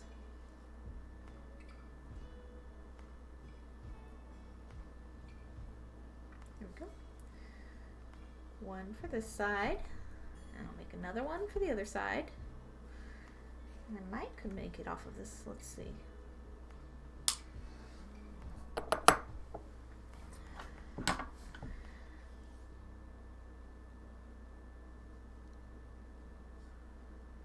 Also been practicing regular crochet in the car while I wait for my kid at swim. Can't really bead in my car in the dark. Fair enough.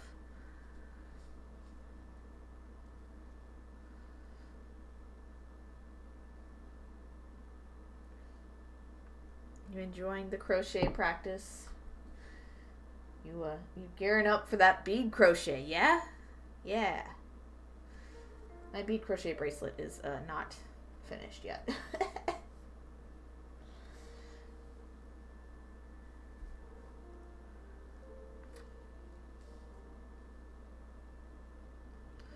Wait. That's not the right color. Well, that's the color I wanted on that side. I wanted the other color.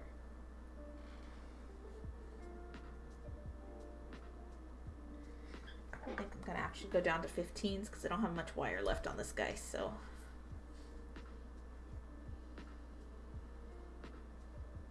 Give me like 1/2 millimeter of space to work with. Wiggle room. It's my daughter's favorite stone. Oh, cool. Yeah, no, I didn't know it existed. I have not looked at lots and lots of gemstones in a long time, so I'm definitely out of practice in identifying them.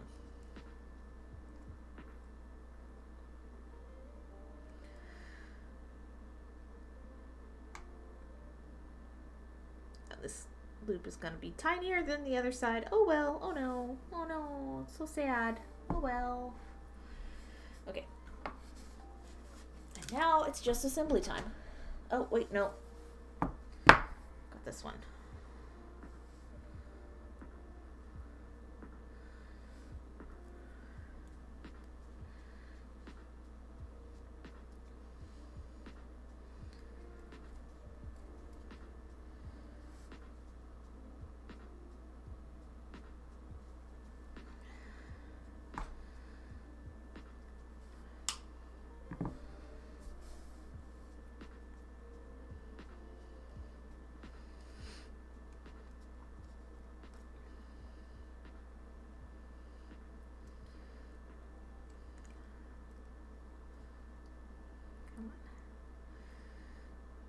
Yeah, the hardness of these head pins has always been a little bit problematic for me, but we're getting there. Okay.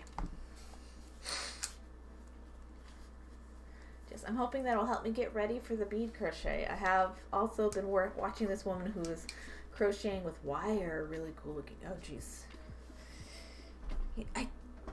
Never tried to crochet with wire, but I think I could do it with the amount of practice I've had recently. It always just looks like it'd be like, how do you not get it to like, how do you get it, keep it from like kinking up excessively, you know? That's what I would be concerned about, is this is gonna kink up on me. How do you keep it from doing that?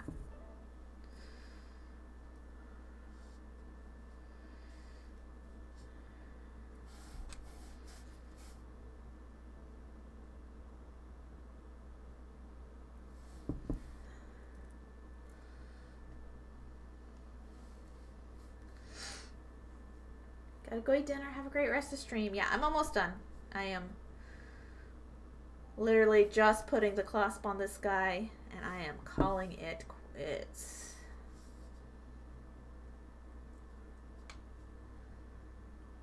Enjoy your dinner, Jess. It was good to have you here for today. Look at this, guys. Look at this, look at this, look at this. We're getting our clasp on. Yeah.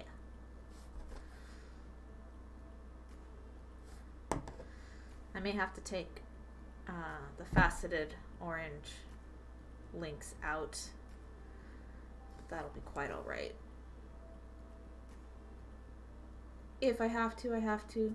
If I can get away with not, that'll be good too. We'll see. Let's see. How long is this? Ooh, I might have to. So far, so good though.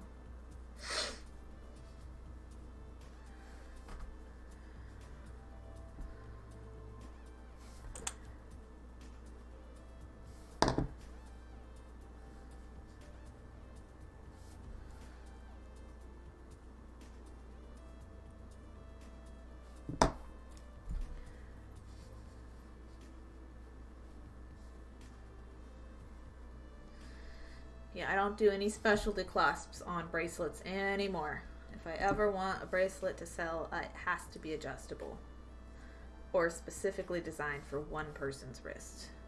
There's no in between there. There's no one size fits most unless you do it this way. Bracelets are super picky because you never know if a teeny person is going to have a huge wrist or a huge person is going to have a teeny wrist or anything in the middle. Bracelets are super, super specific to most people. So, like, you gotta cover a wide range of sizes when it comes to bracelets. So if it fits me, but it can be like so big that it also falls off of me, that's what I'm aiming for.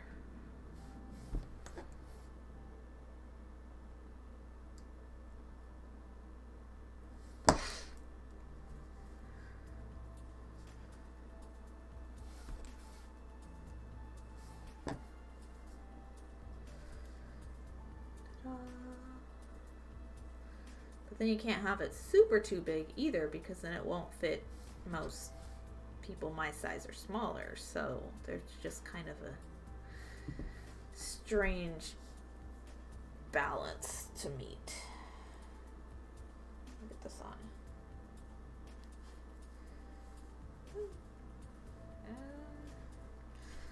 Well, that doesn't sit quite like where I like it. Up there is kind of cool. Yeah, I'm gonna have to take those links out, but this is perfect otherwise. That's okay, I didn't like them too much anyway.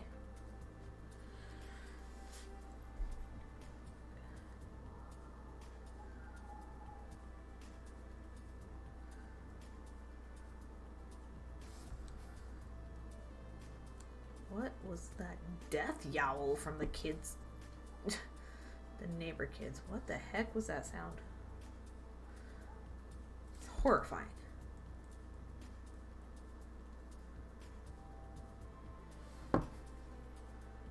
No, thank you. I would like to have a nap here soon. Okay, thanks. Bye. Here, I will, to make up some of the length, I will add 2 more jump rings onto this end, which is a nice middle ground compromise for length.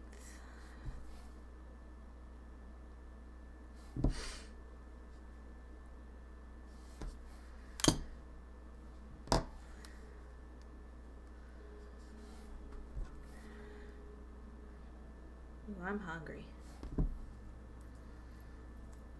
Let's take this link off and we will be good. Good to go. I'm gonna wear it for the rest of today at least. Or a little bit. No, I want a nap. But I'll wear it during dinner and I'll go outside and take a photo of it while there's still some sunlight. Yes, please. Okay.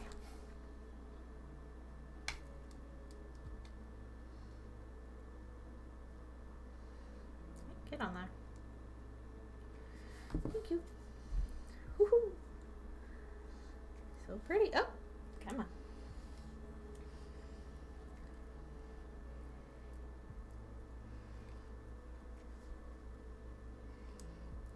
Ugh. That's the thing. Bracelets are stupid sometimes.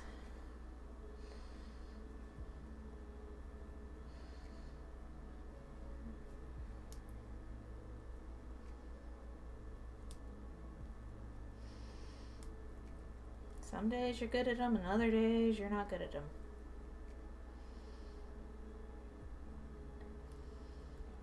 Go. Oh, it's so perfect. There's enough room for it to be longer, and I can always add more chain when someone buys it as well. Ooh. Look how gorgeous. Oh my gosh, I love it. I love it, I love it. Yay! Finished bracelet! I haven't done a nice little embroidered cuff in a minute. This is embroidered components linked together kind of cuff. So, so happy. Stream finish. Fist bump. Oh. Okay. Yeah. Okay. Let's see who's still live. Let us find out.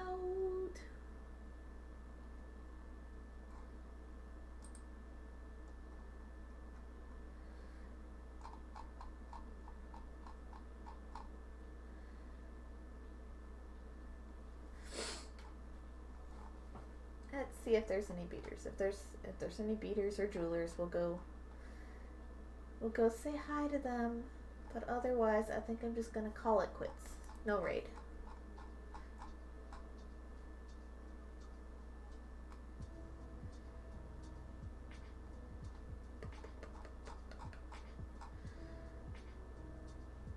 Doesn't seem likely though.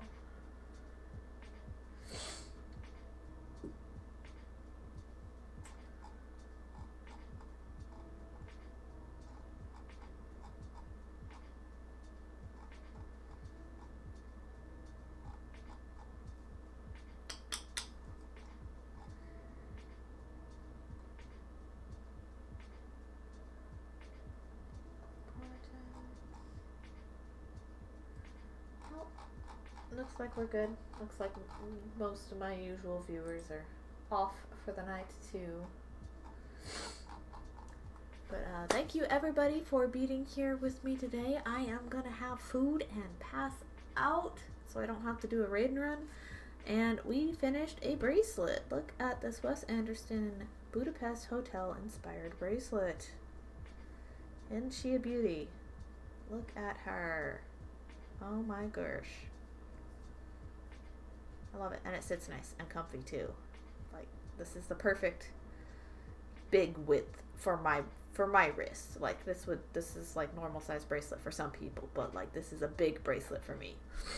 I like it, and it's adjustable so that we can have smaller or larger wrists wear it. So yeah, there's a couple extra lengths in there to go up or down. You can go down 2 and you can go up like 2, 3, 4. I'll beat you later. See you next time. Bye-bye.